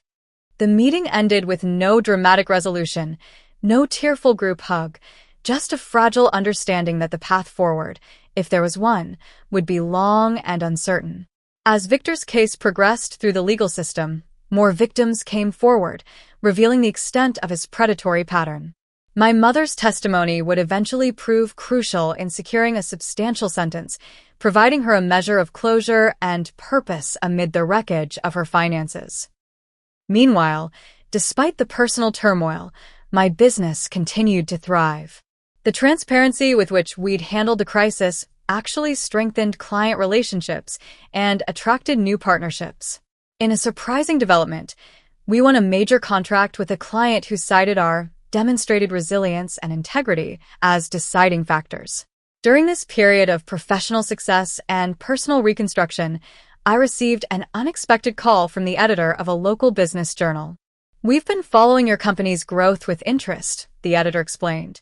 "Our annual Women Entrepreneurs issue is coming up, and we'd like to feature your story. Not just the business success, but how you navigated recent challenges while continuing to expand." My initial reaction was reluctance. The last thing I wanted was to publicly air family drama. But after consideration, I recognized an opportunity to control the narrative that had been weaponized against me. The resulting article, titled "Building Success on Your Own Terms," focused on entrepreneurial resilience and the importance of boundaries in both business and personal life. Without naming names or detailing the specific family conflicts, it addressed the challenges of maintaining business integrity during personal crises. The piece resonated widely, bringing an influx of messages from other entrepreneurs who had faced similar family expectations and boundary violations. What had begun as a painful personal ordeal had transformed into a platform for discussing issues many faced but few discussed openly. 6 months after the confrontation in my office, the landscape of my life had transformed dramatically. New offices accommodated our expanding team. Victor awaited trial on multiple fraud charges. Connor had enrolled in community college classes, funding his education through his restaurant job rather than family handouts. My relationship with my mother remained complicated. We had occasional, carefully bounded interactions, coffee meetings in public places, brief phone calls limited to specific topics. Trust rebuilt slowly, if at all. But the toxic patterns had been broken, allowing space for something healthier to potentially emerge. One evening, as Lauren and I celebrated the completion of a major project, she raised her glass in a toast. "To building something that's truly yours," she said with a knowing smile. I clinked my glass against hers, reflecting on the double meaning of her words. I had built not just a successful business, but a life defined by my own boundaries and values rather than others' expectations. "To owning your worth," I replied, "and never letting anyone take it from you." The journey had been painful, the losses real. But in protecting what I'd built, I had discovered a strength I never knew I possessed, the courage to stand alone when standing together meant compromising my integrity. Some family ties, I had learned, are worth fighting for. Others need to be severed to allow growth. The wisdom lies in knowing the difference and having the courage to act accordingly. What would you do if your family demanded you give up something you'd built from nothing? Let me know in the comments. This journey taught me that sometimes establishing boundaries isn't just self-protection, it's self-preservation. If this story resonated with you, please hit that like button and subscribe for more real-life experiences. Share with someone who might need to hear that it's okay to protect what they've worked for. Thank you for coming along on this difficult but ultimately empowering journey with me, and I wish you the strength to honor your own worth in every relationship. I never thought a family reunion would turn into the most humiliating yet vindicating moment of my life. My name is Elena Parker, and I'd been looking forward to my sister Jessica's annual family gathering at her beautiful suburban home for months. This year was special because I finally had something to be proud of. After years of struggling as a single mom, I'd managed to save $5,000 to help Jessica fix her leaking roof. The money represented countless overtime shifts and careful budgeting, all neatly tucked into a white envelope I'd placed in my overnight bag in the guest bedroom. Jessica's husband, Richard, had always looked down on me, making subtle remarks about my financial struggles whenever the family got together. "How's that budget apartment treating you, Elena?" Or, "Still driving that same old car, huh?" But this year would be different. I couldn't wait to see his face when I privately handed Jessica the money, a gesture that would prove I wasn't the financial disaster he always portrayed me to be. The first day of the reunion went surprisingly well. We barbecued in the backyard, the kids played in the sprinklers, and even Richard seemed less antagonistic than usual. That night, I went to bed feeling hopeful about the rest of the weekend. But the next morning, when I reached into my bag to check on the envelope before breakfast, my heart dropped. It was gone. My hands frantically searched every corner of the bag, then the bedside table, then under the bed. Nothing. With shaking hands and a dry mouth, I walked downstairs where the family was gathering for breakfast. "Has anyone seen a white envelope that was in my bag?" I asked, trying to keep my voice steady. The family members glanced at each other, shaking their heads. Then Richard looked up from his coffee with a smirk that made my blood run cold. "Maybe you forgot you're broke," he said, chuckling as if he'd made the funniest joke. The room fell silent as humiliation and anger washed over me. Little did I know that in just 10 minutes that doorbell would ring and everything would change. The path that led me to this moment started long before the missing envelope. At 32, I had spent the last decade rebuilding my life after my ex-husband walked out when our daughter Lily was just 3 years old. He left us with nothing but debt and broken promises. I still remember standing in our empty apartment, holding Lily's hand, wondering how we would survive. But survive we did. I worked 2 jobs while getting my associate's degree in accounting. Started at an entry-level position at a small firm, lived in a tiny 1-bedroom apartment where Lily slept in the bedroom and I took the couch. Every month was a battle against bills, but I never missed a payment. Never asked for handouts, even when Jessica offered. "You're too proud," she would say, not understanding that pride was all I had left. Richard came into the picture 7 years ago when he married Jessica. From our first meeting, there was something about the way he looked at me, like I was a cautionary tale for his new wife. "Good thing Jessica married me instead of ending up like you," he once said when he thought I couldn't hear. Over the years, his digs became more frequent and less subtle. At last year's Christmas dinner, he, jokingly, got me a budget planner while everyone else received thoughtful gifts. "Thought you could use this more than another scarf," he said with that same smirk I'd come to despise. Jessica always laughed uncomfortably but never contradicted him. I understood her reluctance to challenge her husband, but each time she stayed silent, a tiny fracture appeared in our once unbreakable sisterly bond. The $5,000 represented more than just roof repairs. It was 5 years of setting aside whatever I could spare after Lily's needs were met. It was skipped lunches and no vacations. It was proving to myself and everyone else that I had finally made it to stable ground. The morning of the reunion, I had checked the envelope 3 times before placing it in my overnight bag. I specifically chose the inner zippered pocket, one that wouldn't be casually opened. Richard had seemed unusually interested in my arrival, helping carry my bags to the guest room, something he'd never done before.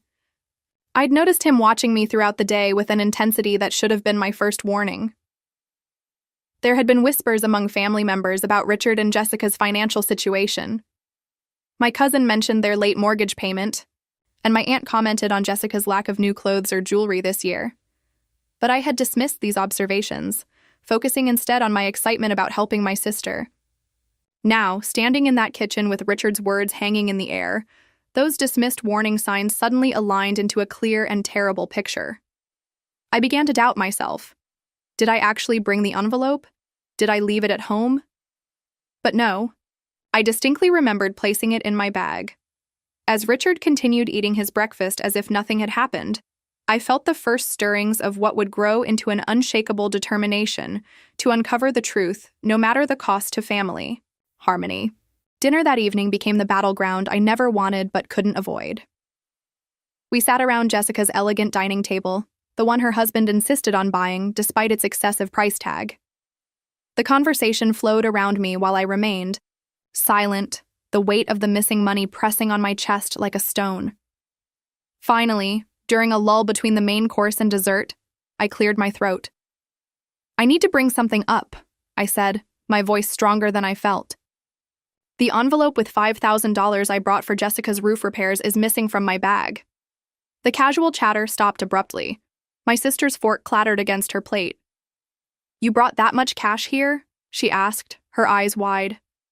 I nodded, explaining how I had saved for years, wanting to surprise her with help for the repairs she kept postponing. Richard's reaction was immediate and cutting. "Come on, Elena. If you had that kind of money, you wouldn't be living in that shabby apartment. No offense, but your imagination has always been your strongest asset." Several family members shifted uncomfortably in their seats. My Aunt Patricia patted my hand sympathetically, while my teenage niece Madison looked between Richard and me with dawning understanding. Jessica's reaction hurt the most. Rather than defending me, she looked embarrassed. "Maybe you left it at home, Elena. You've been so busy lately." Richard built on this, his voice dripping with false concern. "Remember last Thanksgiving when you thought someone took your earrings, but you'd left them in the bathroom?" He turned to the others. "Elena's always been disorganized, especially with money. Remember when she bounced all those checks after Tom left?" The casual mention of my ex-husband's name and my darkest financial period felt like a deliberate wound. "I didn't imagine $5,000, Richard," I said, struggling to keep my voice from trembling. "And I didn't leave it at home. It was in my bag last night, and now it's gone." Richard's face hardened, any pretense of concern evaporating. "Are you accusing someone in this family of theft?" he demanded loudly. The table fell silent again.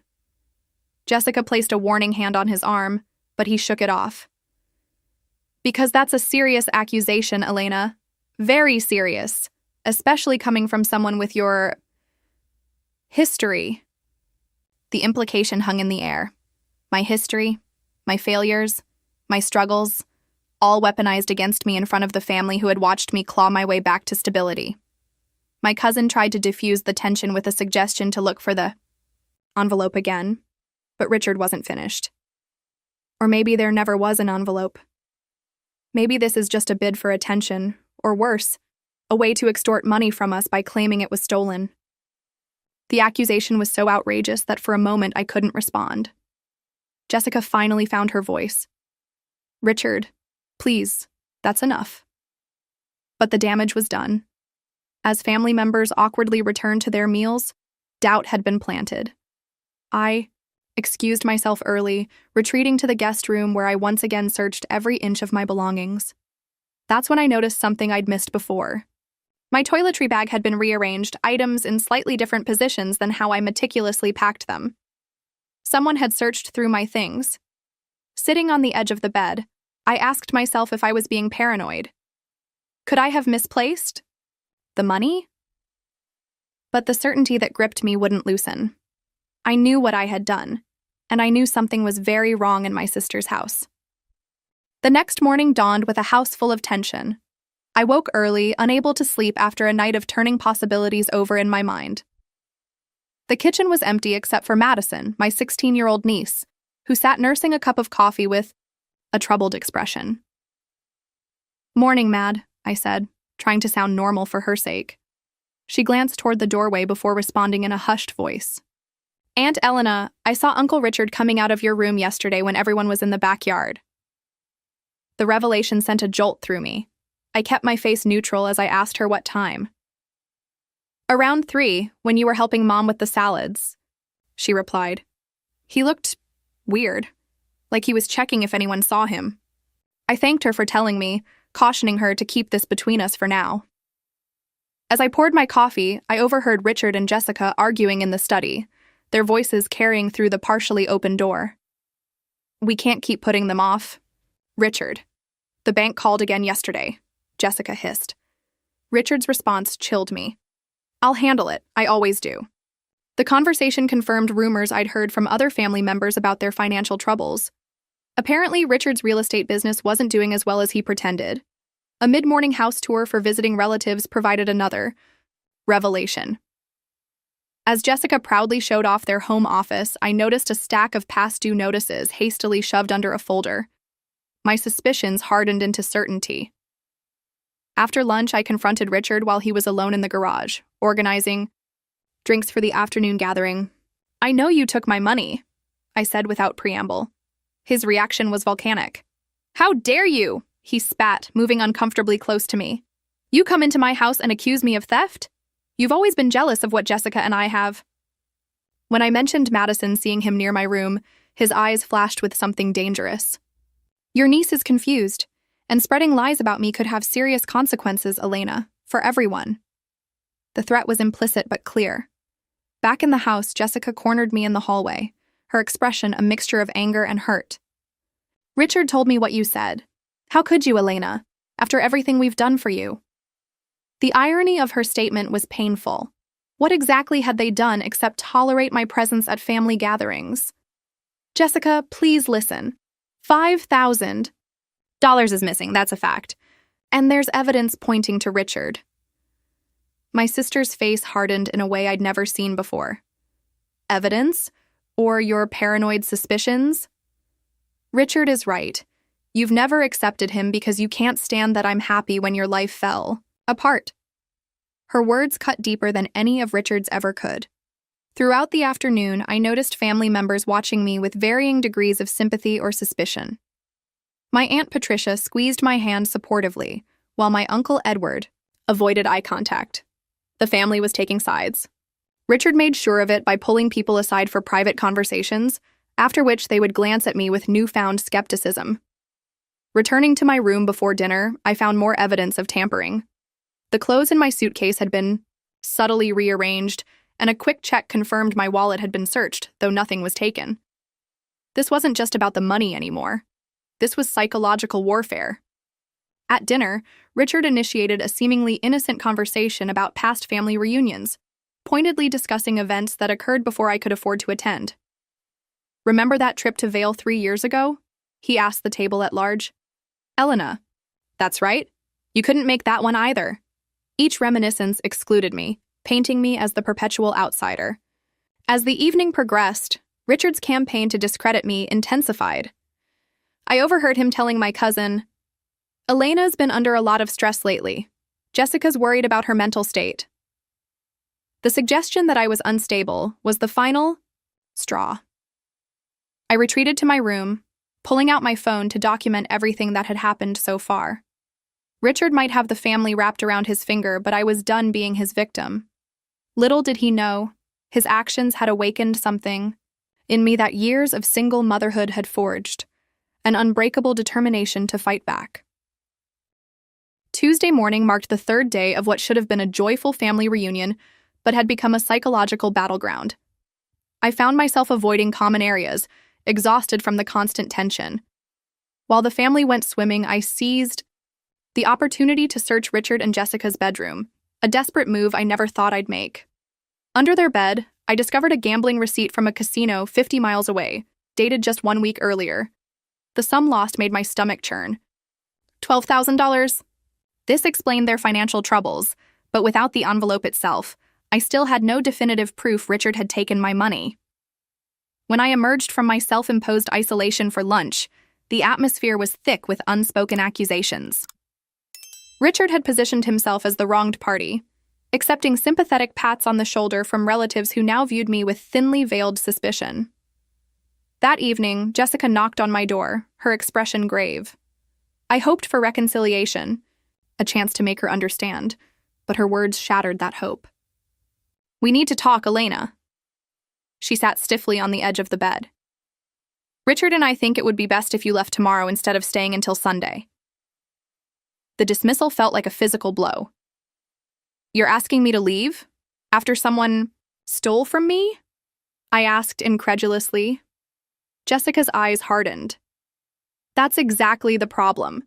There is no someone. There's just you making accusations against my husband in our home."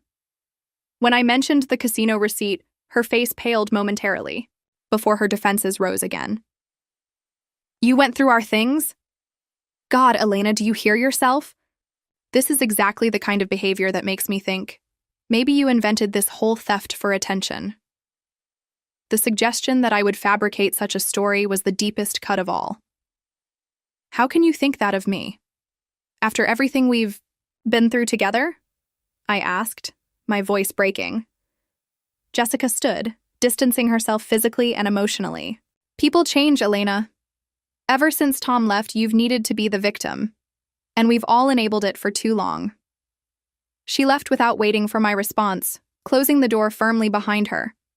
Alone in the guest room, I heard voices downstairs, as Jessica undoubtedly relayed our conversation to Richard and others. Minutes later, raised voices indicated a family discussion was underway. Creeping to the staircase, I overheard them debating how to handle the Elena situation. My uncle, Edward, suggested everyone look for the envelope to put the matter to rest, but Richard dismissed the idea. "She needs professional help, not coddling," he said with artificial concern.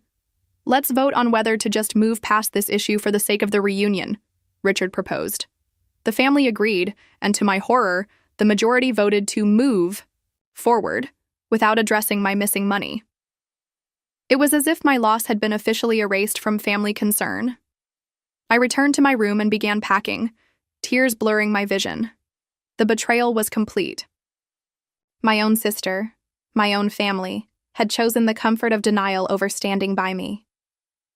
Later that night, unable to sleep, I ventured downstairs for water and overheard Jessica and Richard arguing in the kitchen. We agreed that money was for paying off the credit cards, Jessica hissed, "not your gambling debts." Richard's response was dismissive. "I'll win it back this weekend. I've got a system now." Their voices lowered, but I'd heard enough. The implication was clear. Jessica knew about the theft. My own sister was complicit, if not in the taking of the money, then in the cover-up. Back in my room, the full weight of the betrayal crashed over me. I curled up on the bed, allowing myself to break down completely for the first time. The sobs came from somewhere deep and primal, muffled by the pillow I clutched to my face. Everything I thought I knew about my family had been upended. The people who should have protected me had instead united against me. In that moment of complete desolation, I felt more alone than I had even when Tom walked out. At least then I'd had Jessica. Now I truly had no one. The night stretched endlessly as I cycled through grief, rage, and despair. By dawn, I had cried myself empty, leaving nothing but a hollow resignation. I would leave in the morning as Jessica, requested, returning to my shabby apartment with nothing but a shattered relationship with my sister and $5,000 fewer dollars than I arrived with. Richard had won, or so I thought. As morning light filtered through the curtains, something shifted within me. I sat up, wiping away the last traces of tears, and remembered something I'd told my daughter Lily countless times. Nobody can make you feel worthless without your permission. I had been giving Richard permission for years, and it was time to revoke it. The memory of Lily's face when I taught her to stand up to her own bullies hardened my resolve. What example would I be setting if I slunk away now defeated? I wouldn't just be letting myself down. I'd be teaching my daughter that bullies win. I splashed cold water on my face and studied my reflection. The woman looking back had survived divorce, near bankruptcy, and single motherhood. She hadn't come this far to be broken by a thief with a smug smile. I wouldn't leave. Not like this. This realization was the first ray of light in the darkness that had enveloped me since discovering the missing envelope. Instead of packing, I went downstairs to find my Aunt Patricia, the family matriarch and the only person who had consistently shown me support. At 82, she missed nothing and feared no one, not even Richard. I found her alone on the porch swing, enjoying the morning quiet. "I thought you might be leaving," she said, patting the seat beside her. Jessica mentioned. I shook my head sitting next to her. "I'm not running away this time." Something in my tone made her study me closely. "Good girl," she said simply, then added, "You know, I never liked that man. Too smooth by half." For the next hour, Aunt Patricia shared observations that confirmed my suspicions. Richard had been asking odd questions about my financial situation days before the reunion. She'd noticed him watching me intently when I arrived with my bags. Most crucially, she mentioned something I hadn't known. "This house has security cameras, you know. Jessica had them installed last year after that break-in down the street. There's one pointing right at the upstairs hallway." This information was the missing piece I needed. If Richard had entered my room while I was helping with salads, as Madison claimed, it would be recorded. I thanked Aunt Patricia with a tight hug, my mind already formulating a plan. The security footage would be on Jessica's computer in the Mayans' home office. I needed access, but more importantly, I needed allies. Throughout the morning, I carefully approached family members I trusted. My cousin Sarah had always been close to me, and after explaining my suspicions and the potential camera footage, she agreed to create a distraction that would draw Jessica away from the house for at least an hour. My teenage nephew Tyler, a computer enthusiast, was eager to help access the security system when I framed it as a technological challenge. By early afternoon, the pieces were in place. Sarah invited Jessica to help her pick up supplies for the evening's dinner, while Tyler created a minor technical issue with the TV that drew Richard downstairs to investigate. With both of them occupied, I slipped into the home office and accessed Jessica's computer. The security system was surprisingly easy to navigate. I quickly found footage from Sunday afternoon and downloaded it to my phone, along with several screenshots clearly showing Richard entering and leaving my room during the exact time frame Madison had mentioned. As backup, I sent the files to my own email and to Sarah's. Armed with irrefutable evidence, I made one more crucial call from the privacy of my room. The local police department was professional and efficient, agreeing to send officers based on the evidence I described. They advised me not to confront Richard directly until they arrived. For the first time since discovering the theft, I felt in control. As I prepared for the final family dinner where everything would come to a head, I caught myself smiling at my reflection. I wasn't going to let him take my dignity too, I whispered to myself, straightening my shoulders. The scared, doubting woman from yesterday was gone. In her place stood someone stronger, someone who had reclaimed her power. Richard had no idea. What was coming? During the remaining hours before dinner, I carefully observed Richard and Jessica. Their whispered arguments and Richard's increasingly frequent checking of his phone suggested mounting pressure. I noticed him making a brief trip to the garage, returning with slightly dusty knees, as if he'd been kneeling on the concrete floor. The final confirmation of my suspicions came when I overheard him on the phone saying, "Just give me until tomorrow. I'll have your money." The pieces were falling into place, and I knew without doubt that tonight would change everything. As the family gathered for dinner, the atmosphere was tense but expectant, like the air before a thunderstorm. I took my seat calmly, exchanging a knowing glance with Aunt Patricia. Richard, mistaking my composure for defeat, looked more relaxed than he had in days. His fatal mistake was thinking he had won. He had no idea I had already changed the game entirely. The dining room hummed with forced conversation as everyone tried to navigate the awkwardness created by the events of the past few days.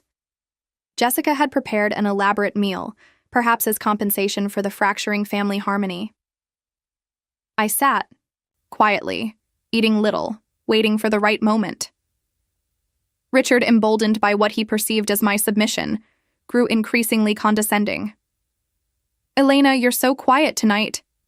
Feeling better now that you've had time to think things through?" He asked loudly enough for everyone to hear.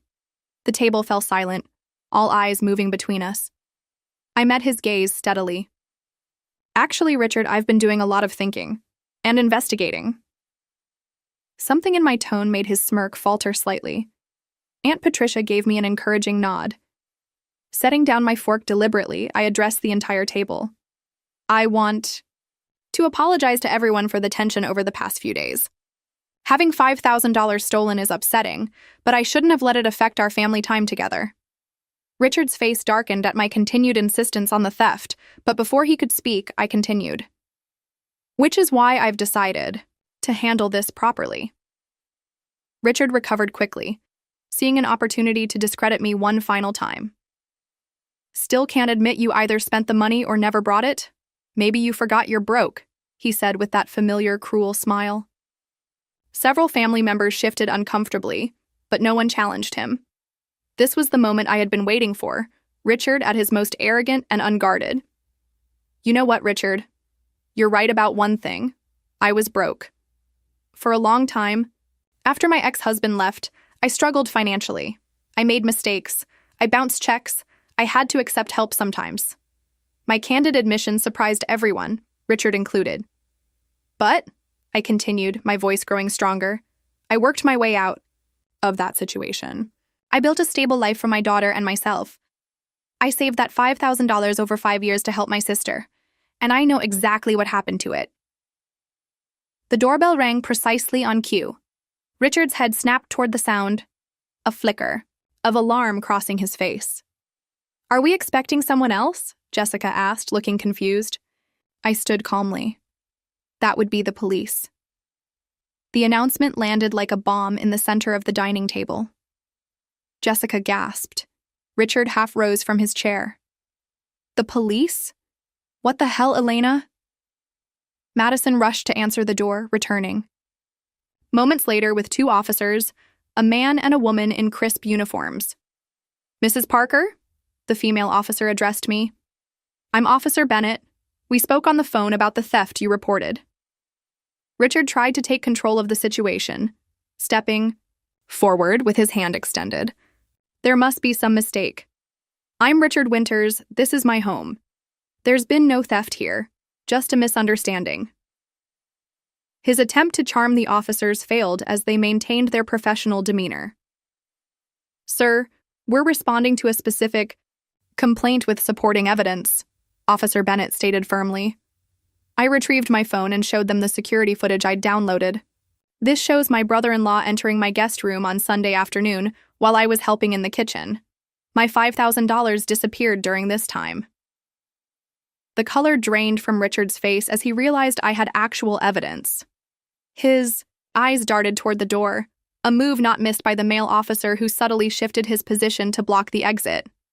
"That's ridiculous," Richard sputtered. "I was checking if Elena needed fresh towels." Jessica stared at the phone screen, then at her husband. "Richard, why didn't you tell me you went into Elena's room?" The betrayal in her voice was unmistakable. The officers asked to speak with Richard privately, but he became increasingly agitated. This is absurd. She's lying.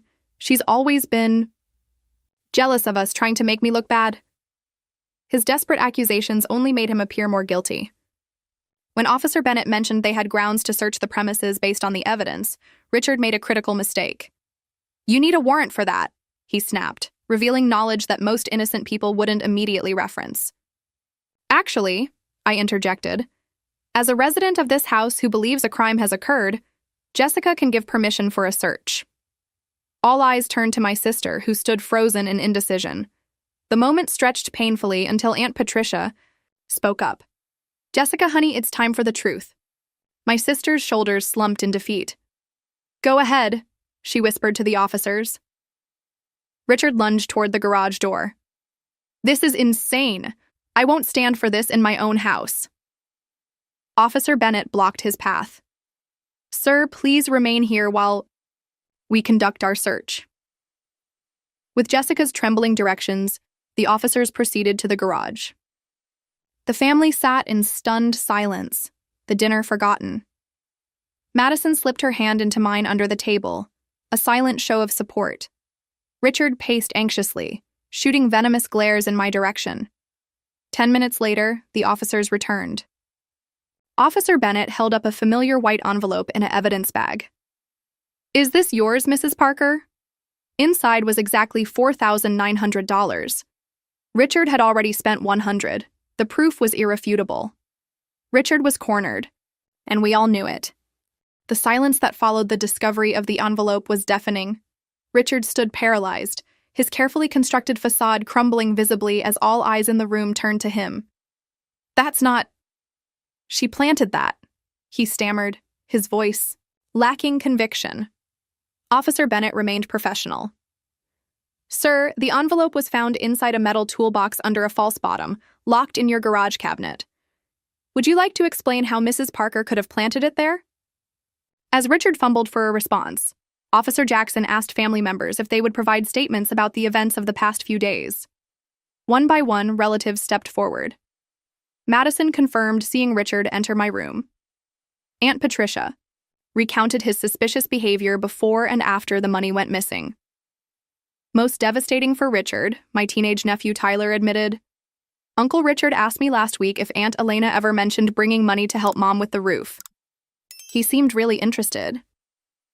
This revelation caused Jessica to gasp audibly, the full extent of her husband's premeditation becoming clear.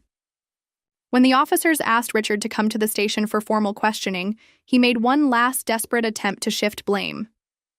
"Elena put you all up to this. She's manipulating everyone because she's jealous of what Jessica and I have. She's been unstable since her divorce." The accusation fell flat as Officer Bennett calmly displayed the security footage again. "The evidence speaks for itself, sir." Jessica, who had been uncharacteristically silent, finally found her voice. "Richard, just tell the truth, please." The pleading in her tone suggested she was still hoping for some explanation that wouldn't shatter her world completely, but Richard had no explanation left. As the officers began reading him his rights, he blurted out, "It was just a loan. I was going to pay it back after this weekend." The admission of guilt silenced the room. Jessica sank into a chair, her face ashen. "A loan?" she whispered. "You stole from my sister and called it a loan?" Richard's desperation grew as he realized he had incriminated himself. "The business is struggling, Jess. I needed it for an investment opportunity that would fix everything. I had a sure thing. This weekend." Officer Bennett interjected, "You mentioned paying it back after this weekend. Were you planning to gamble with this money?" Richard's silence was answer enough. While the officers completed their paperwork and prepared to take Richard to the station, family members began approaching me one by one. My cousin Sarah hugged me tightly. "I'm so sorry I doubted you even for a second." Uncle Edward looked ashamed as he admitted, "Richard has been borrowing money from several of us. Small amounts at first, then larger sums. He always had some."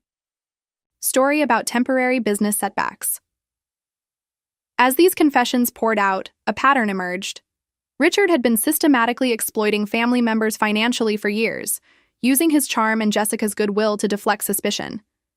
The police discovered that my envelope wasn't the first thing he had stolen. He had taken jewelry from Jessica's mother during Christmas and pawned a watch belonging to Uncle Edward. Before Richard was escorted out, Jessica confronted him one last time. "How long has this been going on? The gambling, the stealing?" Her voice trembled with rage and heartbreak. Richard couldn't meet her eyes. "It got bad about 2 years ago," he admitted. "The business hasn't been profitable since then. I've been trying to fix it." Jessica's face hardened. "By stealing from my family? By humiliating my sister?" Richard had no answer. As the officers led him away, the dining room fell into a heavy silence. The family reunion had become a crime scene, relationships forever altered by the revelations of the evening. Jessica and I sat alone at the table after everyone else had tactfully withdrawn to give us privacy. She could barely look at me. "I should have believed you," she whispered, tears streaming down her face. "I'm so sorry, Elena." The vindication I had anticipated brought no joy, only a complicated mix of relief and sorrow for my sister's pain. "How could I not see who he really was?" Jessica asked, more to herself than to me. I reached across the table to take her hand. "Because he didn't want you to see. That's what manipulators do." As the night wore on, more truths emerged. Jessica confessed she had suspected Richard might have taken the money, but couldn't bear to face what that would mean for their marriage and her image of their life together. "It was easier to think you were mistaken than to admit Richard would steal. From my own sister," she admitted with shame. The family rallied around us both, apologizing for their doubts and offering support. By the time we all retreated to our rooms for the night, the air had been cleared, but the paths forward remained uncertain. I lay awake, thinking about justice and its complex nature. Richard would face legal consequences, but the deeper justice came from truth finally breaking through deception. The family now saw him for who he truly was, and more importantly, they saw me clearly too. After years of Richard's subtle campaign to portray me as unstable and financially irresponsible, my credibility had been restored.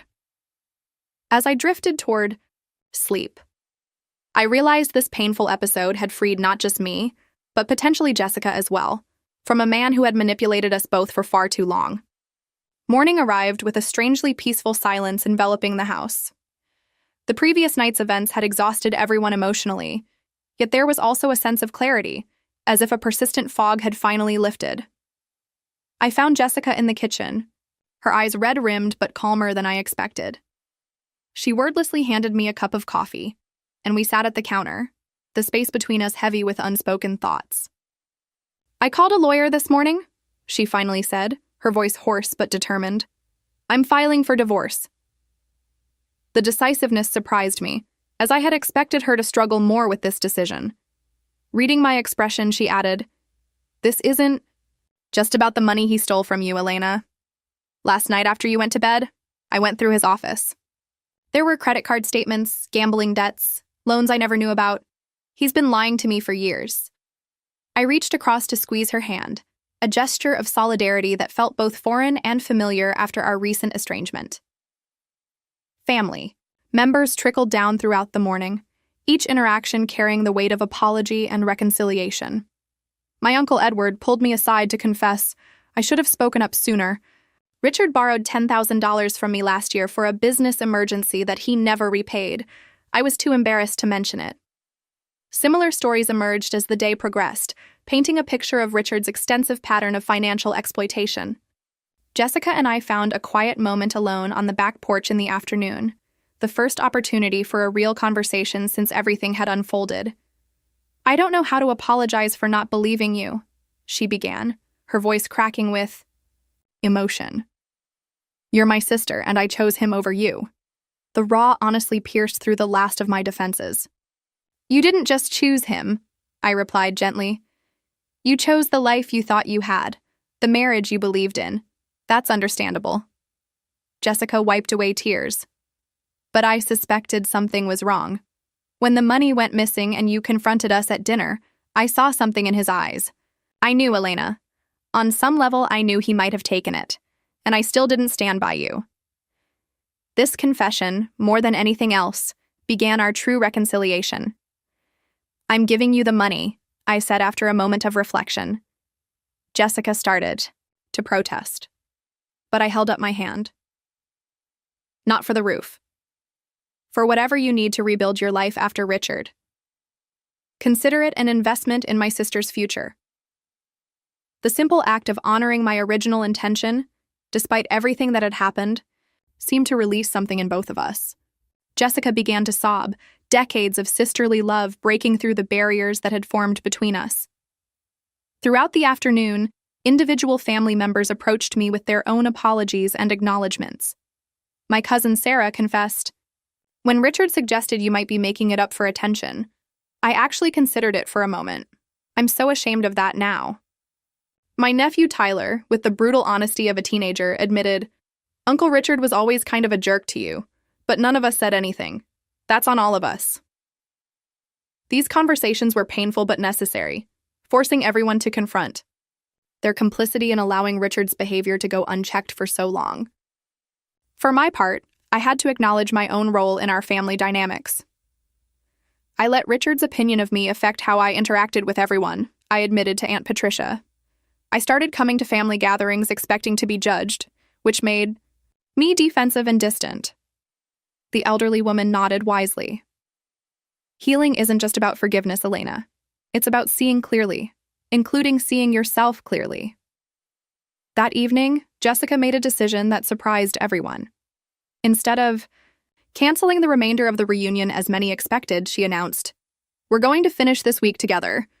This family needs healing, and we can't do that by running away from each other." It was a brave choice, transforming what had been a fractured gathering into an opportunity for genuine reconnection. As the days progressed, I witnessed Jessica's strength emerging from beneath the shadow Richard had cast. She spoke openly about her plans to sell the too expensive house, to return to the teaching career she had abandoned at Richard's insistence, to rebuild her life on her own terms. I found myself sharing more honestly about my own journey as a single mother, the struggles and triumphs that Richard had always belittled. Family members listened with new respect, seeing for the first time the strength it had taken to create stability from nothing. By the time Saturday arrived, the final day of the reunion, something fundamental had shifted. We weren't pretending the pain hadn't happened, but we were choosing to move forward with greater awareness and commitment to protecting each other. As I packed my bags, so different from the defeated retreat I had planned earlier in the week, I realized that while Richard had taken my money temporarily, he had inadvertently given me something far more valuable: the restoration of my place in the family, and a sister who now saw me clearly for perhaps the first time in years. 6 months after the family reunion that changed everything, I parked outside Jessica's new apartment for our monthly dinner together. The modest 2-bedroom place represented everything about her new life: practical, honest, and chosen entirely on her own terms. The divorce had been finalized with surprising speed, aided by Richard's legal troubles. He had been charged not only with the theft of my money, but with multiple counts of fraud discovered during the investigation. Jessica had emerged from the initial shock with a determination that impressed everyone, including herself. "I never knew I could do this on my own," she had told me during one of our weekly phone calls. "I spent so many years letting Richard define what I was capable of." Tonight marked a special occasion. Exactly half a year since the confrontation that had exposed Richard's true nature. I carried a small gift bag as Jessica welcomed me inside. Her apartment was simply furnished, but warm photos of family prominently displayed where Richard had once insisted on abstract art that elevated their image. We settled on her comfortable couch, wine glasses in hand. "Lily asks about you constantly," I told her, referring to my daughter who had grown especially close to her aunt during the past months. "She's so proud of her teacher aunt." Jessica smiled, the expression reaching her eyes in a way it rarely had during her marriage.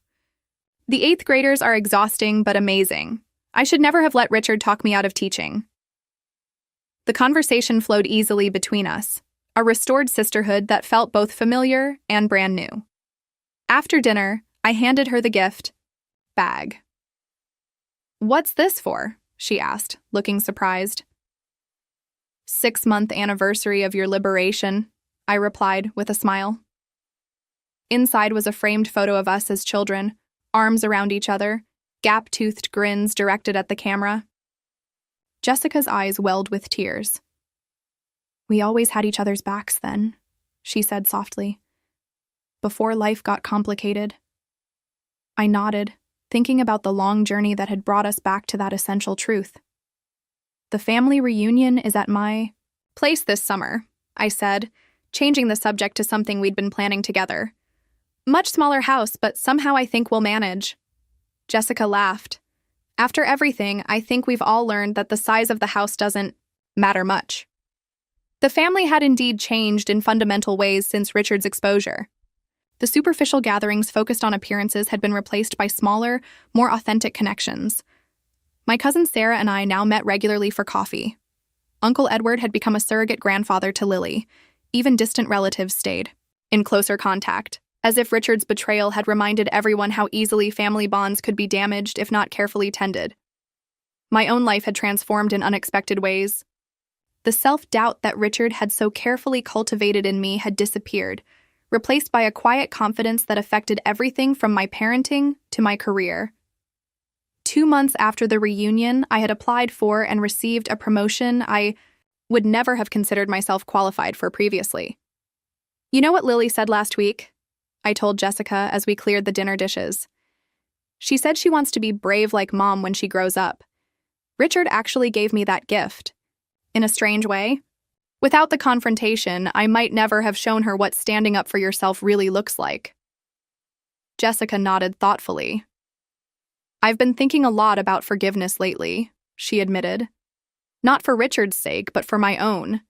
Carrying anger is exhausting. I understood exactly what she meant. Forgiveness doesn't mean what he did was okay, I replied. It just means you're not letting it control your future. This philosophy had guided my approach to moving forward. I hadn't forgiven Richard for his sake, but I had released the anger that threatened to keep me tethered to the past. As the evening drew to a close, Jessica walked me to my car. The spring air carried the promise of new beginnings. You saved me, you know, she said suddenly, leaning against my car door. I shook my head firmly. No, you saved yourself.